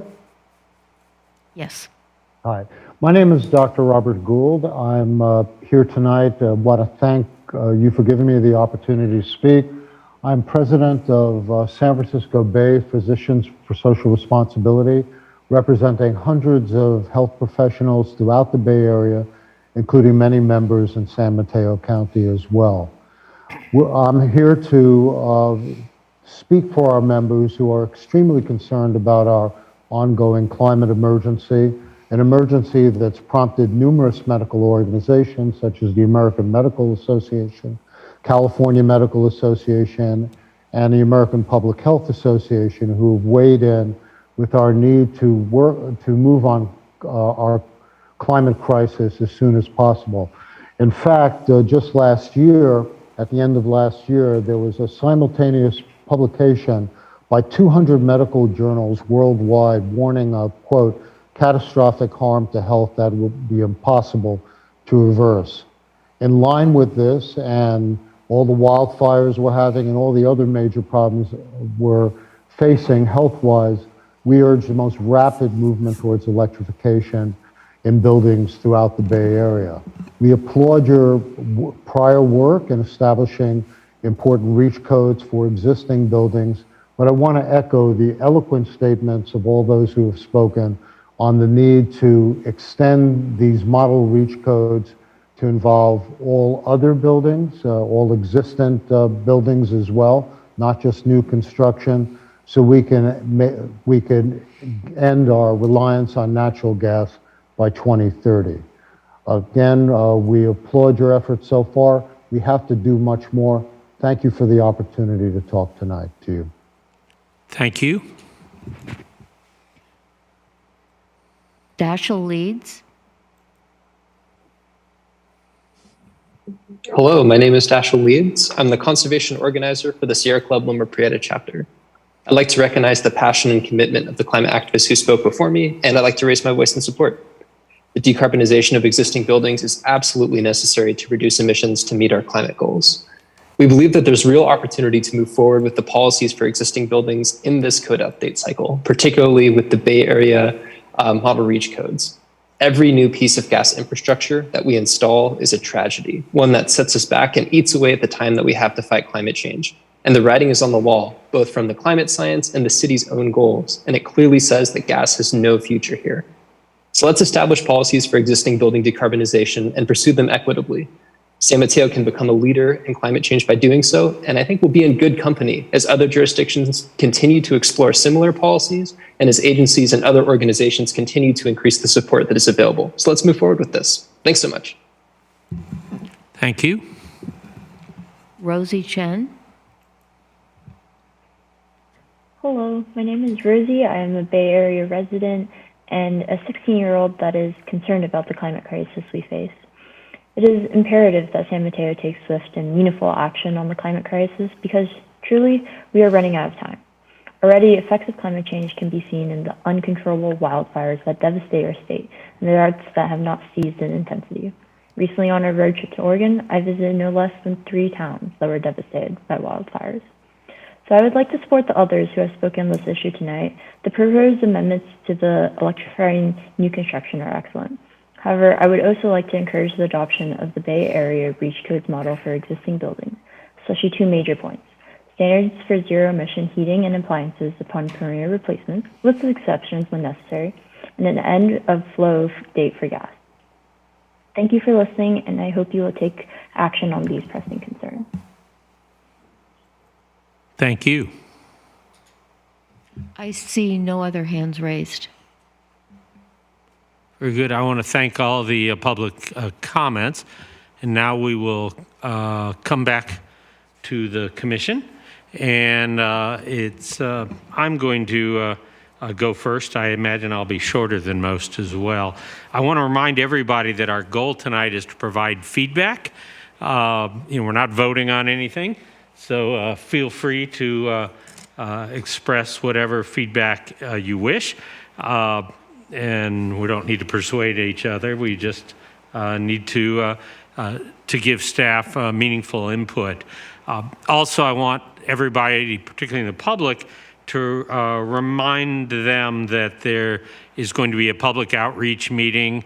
So there are multiple bites to this apple. There will then be a City Council study session, which people may or may not know can be a free-for-all. You get to come and talk as well, and it's much more conversational. It's not just a say your 2 cents and the council votes. And then afterwards, and only afterwards, will there be an actual City Council vote. So there are multiple bites to the apple. Andrea, I'll just give you my 2 cents on a number of these items. I'm a fan of model codes. I think as we were told today, though, the model code, I think people may be misstating a little bit. It's not something we can just adopt and all the other cities adopt it. It's more of a menu. Having said that, I would like, I'm not going to go into particulars. I think some of my colleagues might. I'd like us to look at that more. I would have liked to have that in the staff report and maybe compare, and to the extent we can borrow some items from that, I think that would be useful, things we maybe haven't already touched upon. But that's just a general comment. More specifically, and I'm just focusing on the existing buildings, I have full support, which you've already had on the new construction items. On measures 1, 2, and 4, I am fully supportive. I would go a little bit further on measure 2, as I indicated in my questions. This is the kitchen laundry. If there's an upgrade or a replacement there, I think we can, without much economic concern, mandate that those become electric on residential. So I'd like to see that considered. Now on measure 3, that's the tricky one. I'll skip it. I'll come back in a second. Measure 5, the heat pump water heater. Unfortunately, I do think that is something we need to keep off the table in terms of a mandate, but I'll mention something about it in a moment along with 3.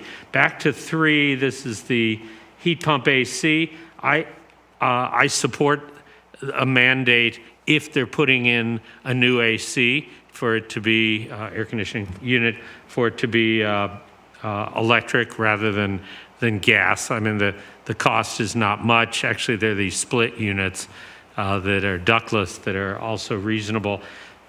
What I'd like to see, though, is something about the furnace issue. That's tricky, because going from a $3,000 furnace replacement with gas to, 10 to 20 or more on a heat pump that does the heating is problematic.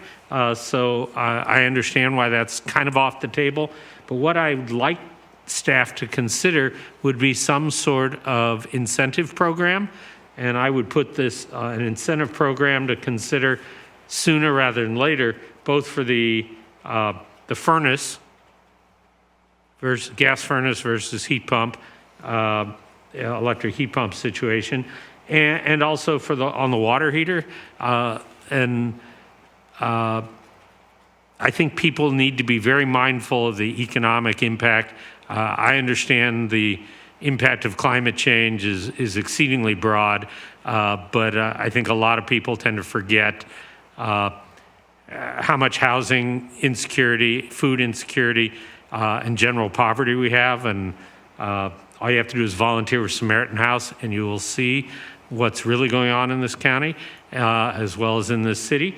So we need to be mindful of that, but I think incentive programs, and I think of what we did with the sewer laterals, is something I think our tax dollars could be well served to incent people or give them the option, if they want to do that upgrade and can't afford it, to get some sort of help along the process. And that's it. Can I ask a clarifying question? By all means. Just to understand fully. So you support 1 and 2 and 4A or 4B? Yeah, I didn't differentiate them. I would support B as well. Okay. To the extent it deals with gas infrastructure above and beyond just pools. Okay. And you emphasize the need for an incentive program. Those are basically luxury items, and if somebody wants to do it, fine. But they should pay the price. I'm sorry. And I understand you said no to water heaters. Yeah.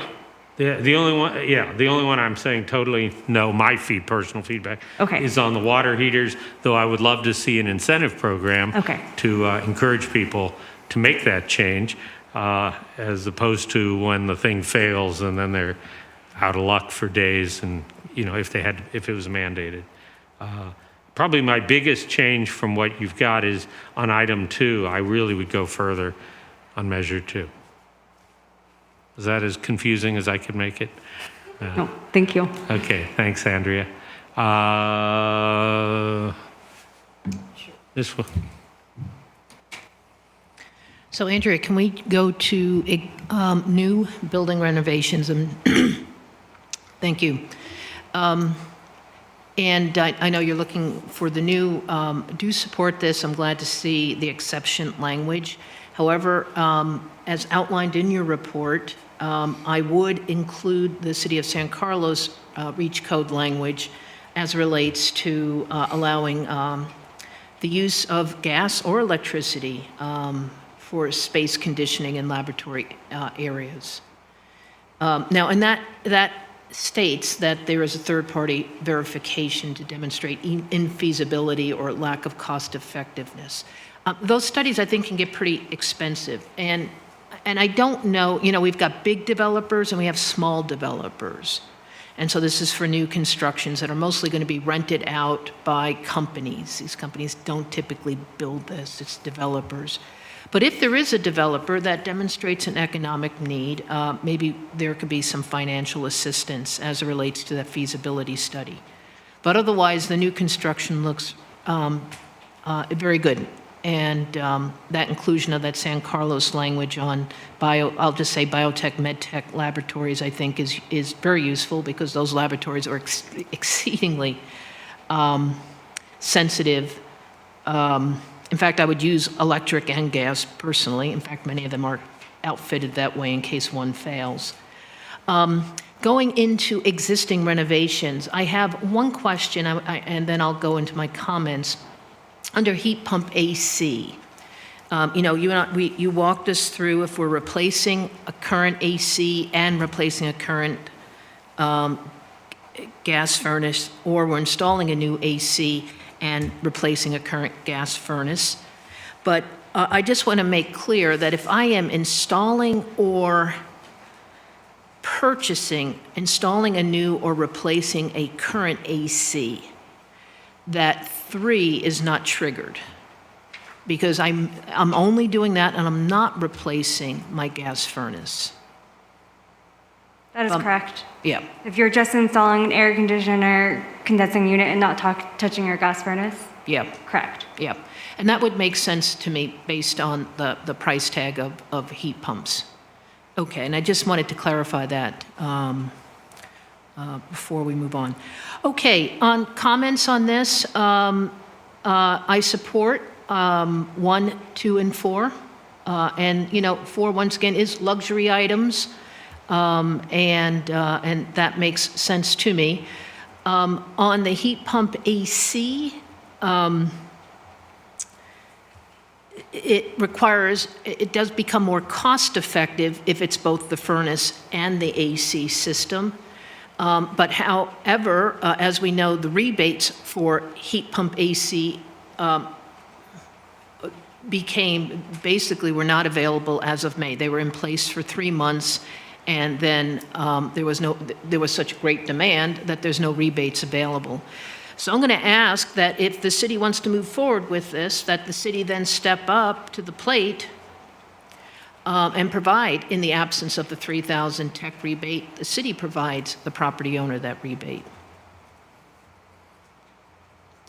And on heat pump water heaters, that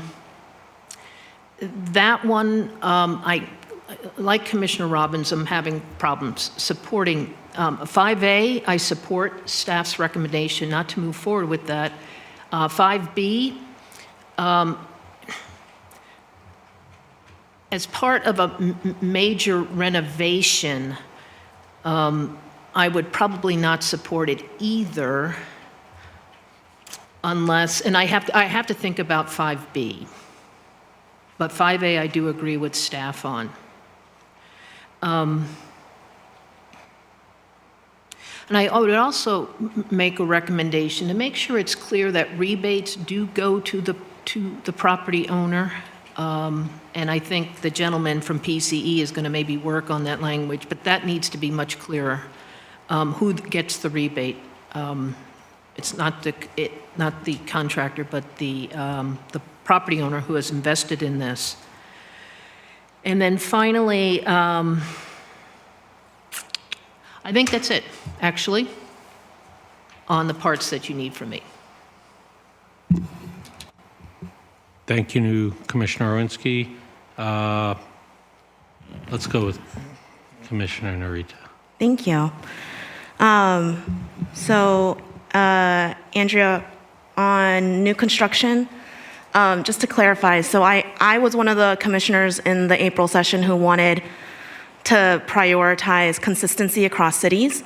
So if other cities want to do L2 EVs, I'm all on board also, like, to be clear. I'm not wedded to L1. My priority would be consistency. I'm also supportive of the biotech consideration, but with, and the way San Carlos did it though, with the like requirement for the third-party verification. I've done this kind of third-party verification policy for building benchmarking ordinances for data quality issues. It's not like, it's on the margins, especially when you're doing a big development, so I'm not as concerned about costs to the developer, which is, and all of this isn't for the new construction. It's really on the margins and will not make or break a big new development. And so I think that's it, and then all the exceptions are fine. For existing buildings, I am supportive of 1, 2, and also Chair Robbins's recommendation on actually switching out the appliances. Are, if cost effective, make a lot of sense. I think there's a political reason you didn't include it because there's still a lot of affinity to gas stoves, and that's due to generations of propaganda by the gas industry, and their allies like the restaurant associations that have been basically lying to us or hiding the truth or whatever you want to call it with regards to the safety and health considerations of gas in our homes. But the reality is that there's too many people out there that literally say you will have to claw my gas stove out of my dead hands before I give it up. And that is still the sentiment in a lot of the ways. So one creative consideration is make them pay for it. Right now, there's no additional fee charged when you install a new gas stove or new gas equipment that could easily be replaceable with electric. So if they want a new fancy gas stove, make them pay a fee equivalent to the perpetuation of that fossil fuel infrastructure in their homes, and use that fee to incentivize other people to get off gas. Because it's simply not acceptable that the propaganda has led to this situation that we're in with regards to gas stoves.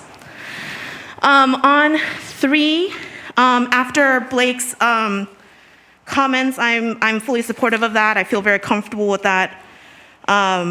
That part, it makes a lot of sense. It doesn't seem like there's an additional safety burden with like a time, in terms of the time of installation or the time of noise or the amount of noise. He testified to the market readiness of the heat pump air conditioning, so I'm very comfortable with that. And 4, A and B are also great. I really wanted to commend you on your adaptation of 5B. I think that this really gets to my root cause concern in the April meeting of when time of failure happens with water heating. Like, there is a bit of a safety and health concern there if in fact the wire, as one of the public commenters mentioned, is not installed, right? And the delay that could occur. And yes, there are these like interim replacement gas water heater things, but that program is not like at scale, right? So I really appreciated your creativity and in terms of addressing heat pump water heating at time of major renovation, and I do support 5B. There's a couple things that I got to in my questions that I just wanted to flag for you and for the public. So I am really mindful of the timeline to council. I actually want us to go fast on this. And so I would recommend taking as much as politically possible to council during their September study session on existing buildings and not delaying. And so whatever is determined to be politically feasible, because we don't have the time for delay. And so I want to see existing building reach codes in that study session, and I want to see things activated beginning January of 2023. And I'm mindful due to your education of me that we do have an opportunity to not lock ourselves in potentially to December 31st, 2025, or in this case, January 1st, 2026, as the next time. This space is evolving exponentially. I personally was an advocate for building efficiency and building decarb for 9 years before stepping away from that role. And I am so excited to the pace and the excitement in this space, because when I started 10 years ago, this was like the place where nerdy people lived, and that was it. So I am thrilled, and I don't want us to necessarily just assume that it's going to be 3 years from now where we need to have another reach code.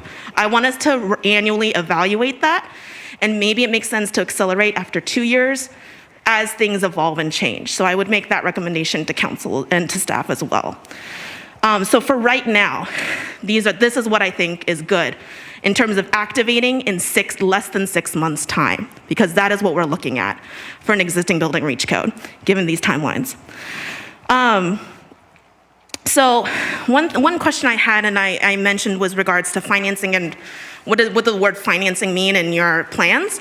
And I would encourage additional thoughts and work and effort and partnership with the community that seems very motivated on things like one-stop shop for education and outreach, workforce training programs, and also, honestly, advocacy from the community and support from the council to increase city staff budget to work on this space.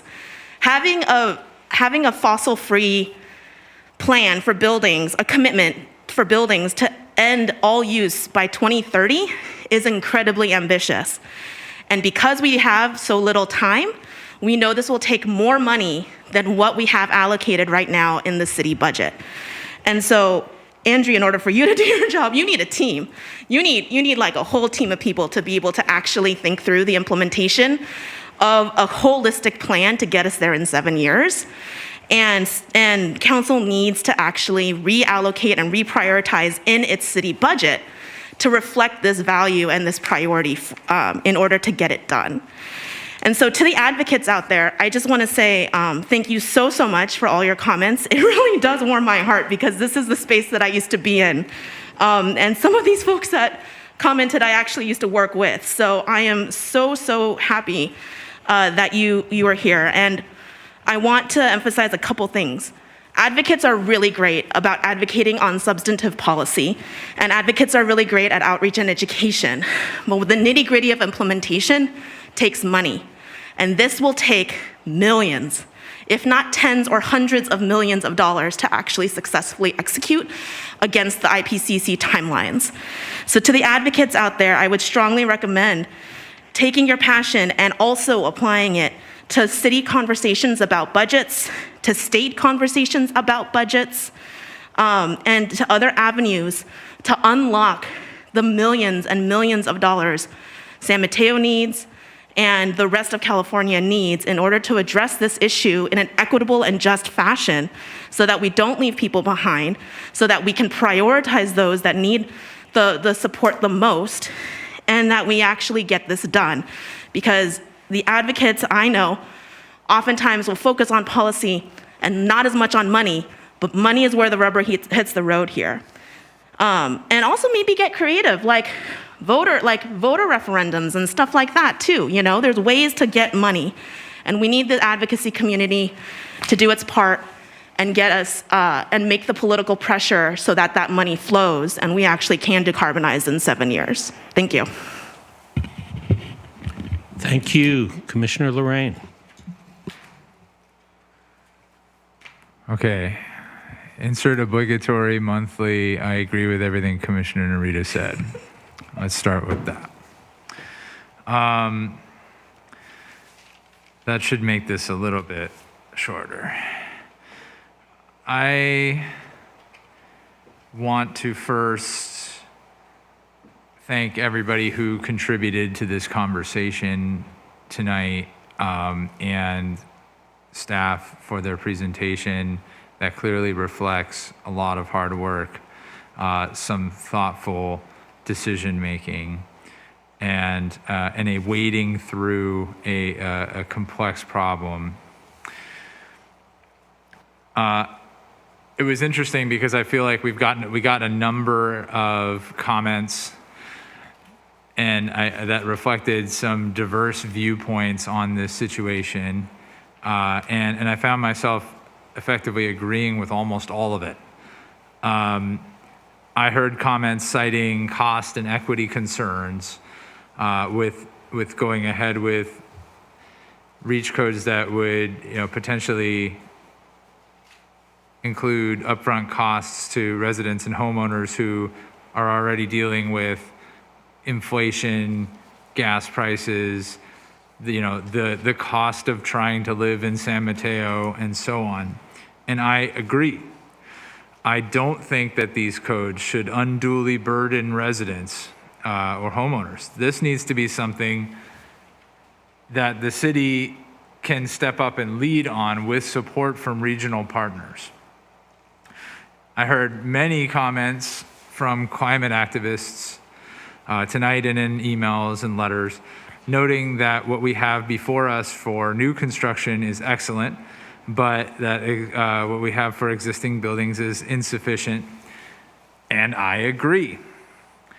The good news is that I think this is, the discussion has helped clarify tonight for me.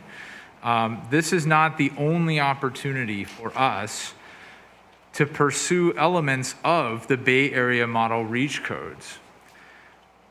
Tonight, what we're looking at, as Andrea mentioned, are specifically REACH codes tied to the permitting process. That's what we're experienced in. That has a bit more of a timing element to it, a deadline, especially for the new construction ones, because we've been doing this for a number of cycles and want to continue doing it, want to keep that momentum going. And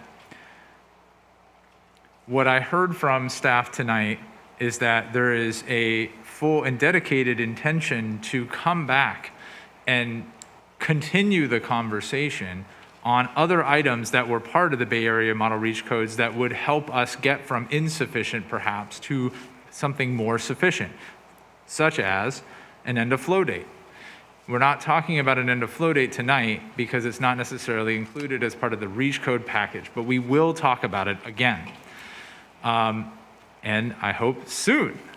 But I do think we can take this to some extent one step at a time. I don't think that deviates from Commissioner Narita's comments tonight. I agree with her that we need to do what we can with what we have as soon as possible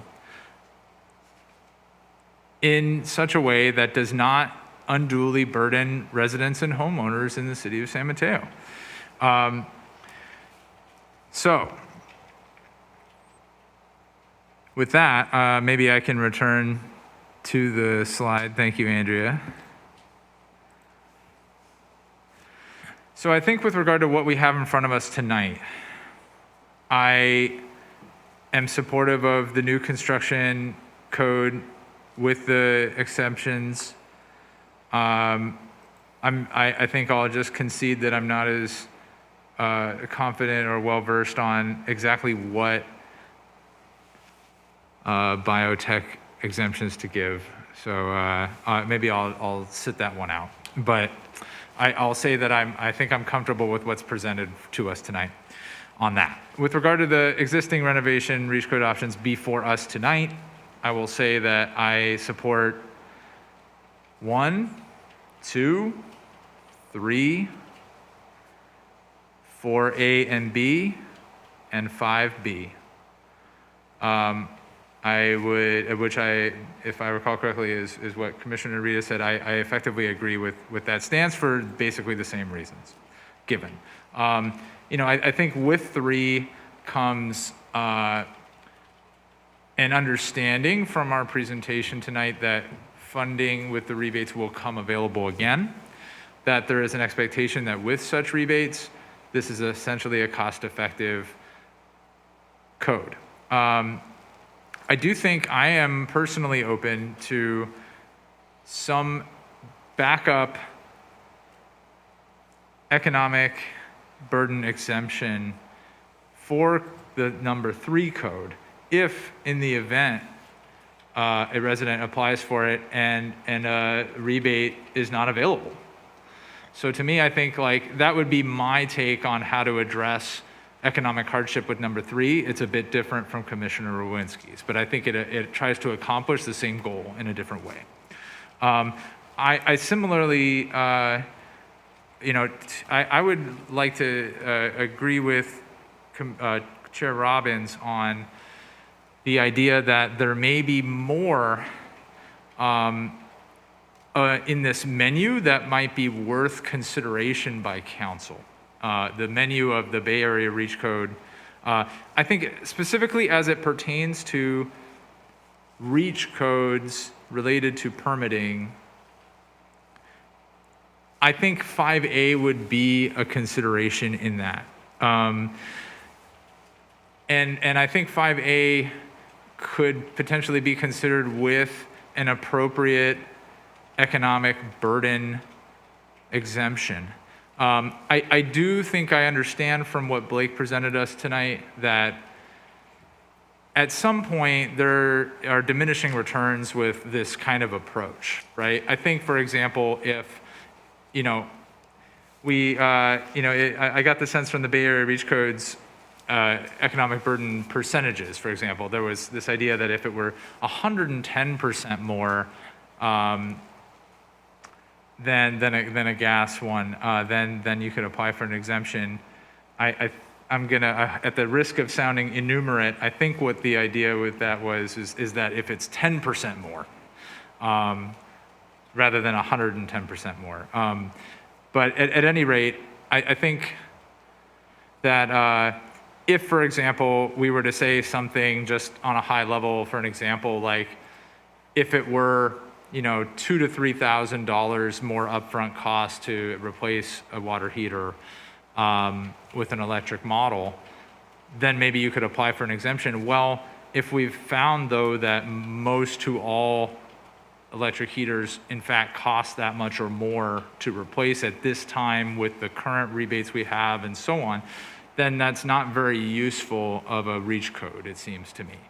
Because if most to all people feel they can opt out with an exemption because it costs too much, then we're not really doing anything.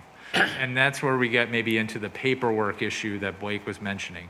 The same might be true for furnaces. If it's so much more to replace right now, and we don't have the infrastructure in place to support or bridge that gap right now, then I feel that some of what's on the menu may in fact be out of reach for us right now, and it may not be terribly useful. I also want to acknowledge that I get the impression from our presentation tonight that that was largely done already by staff and Peninsula Clean Energy when taking a look at the Bay Area Reach Code model codes. So that said, given the volume of comments that we've received from trusted expert advocates, I think it would be useful, as Chair Robbins mentioned, to at least provide the council with some of that extra information. Here were codes that, for example, we decided not to go ahead with. As we're doing tonight was we look at 5A. Staff did not necessarily recommend it. But maybe, I would hope this wouldn't be a huge lift given the time frame. Perhaps leveraging the work that Bay Area Reach Codes did in determining the cost effectiveness and like what would need to be done to make it happen. If that could be put into a grid on a sheet to be added to council with this, and just say like, here were some other codes that other people may be considering that Bay Area Reach Codes put up. We decided not to, we're at this time, this is not something we're necessarily recommending, but for your information. And those in council with the power to consider everything, to consider that maybe in one or two cases they may wish to go ahead and add something that might be on the edge or between a paperwork issue and fraught problem and something that we could add right now. I would like to give council that option. I think, and I just want to also say I'm really looking forward to the continuing of this work, getting to that item after we get to these, and talk about a lot of what else we are not talking about tonight, which would be an end of flow date and other codes that are not necessarily the same type of reach code permit, but would help overall decarbonize and electrify the city of San Mateo. I'm thinking particularly of, potential funding mechanisms, like the block power deal that the city of Menlo Park has recently secured. You know, that's the kind of program we're going to need to allow for some more of what's on this menu to be realized and happen for a number of people in San Mateo. Also in the city of San Jose recently, we saw an electrification framework be adopted. I think it's some of what Commissioner Narita was describing, in that what we really need is to start ramping up. And so I think it's okay not to put the whole cart before the horse right now, but instead to do what we can with what we have, with an eye toward getting the rest of it done as soon as possible and pushing toward making that possible. Thank you very much. Thank you. I think. Okay, if you have one more, Susan, it's getting late. Appreciate it. Yep. You know, Andrea, when you start to do your reach out to residents, I would put residents, but I would also include businesses in this education as well. So I think a lot of the new work is a lot of the existing, a lot of the existing is focused on residents. That's true, and not on businesses. Oh, okay. Never mind them. Thank you. Thank all the commissioners, and Andrea, thank you so much. Thanks, staff. This is great, and all the people who spoke, and including all the people who sent emails, because we got a lot of slightly more disparate views there. Hopefully you have feedback, broadly defined, and can take it forward, and I appreciate that. On to our next item, which is just reports and announcements. I say just. First, we have staff. Kathy, do you have something to report or announce? I just wanted to very briefly let you know that the interviews for the replacement commissioner are scheduled for later this month. Unfortunately, due to the timing of them, that new commissioner can't be appointed until the August council meeting, which is after the August commission meeting. So you will see your 5th commissioner for your September meeting. That's great. Thank you. Any commissioners have anything to report? Former Chair Lorraine. Thank you. I have one quick one, which is simply to thank Rafael Reyes for 8 years on the Sustainability Commission and this Sustainability and Infrastructure Commission. He will be missed. He was one of the reasons why I got involved in this, just seeing his leadership as part of the original Sustainability Commission, and all the hard work that he does, some of which Chair Robbins mentioned earlier. I just want to thank him. Very good. Hearing nothing further, this meeting will be adjourned. Thanks all.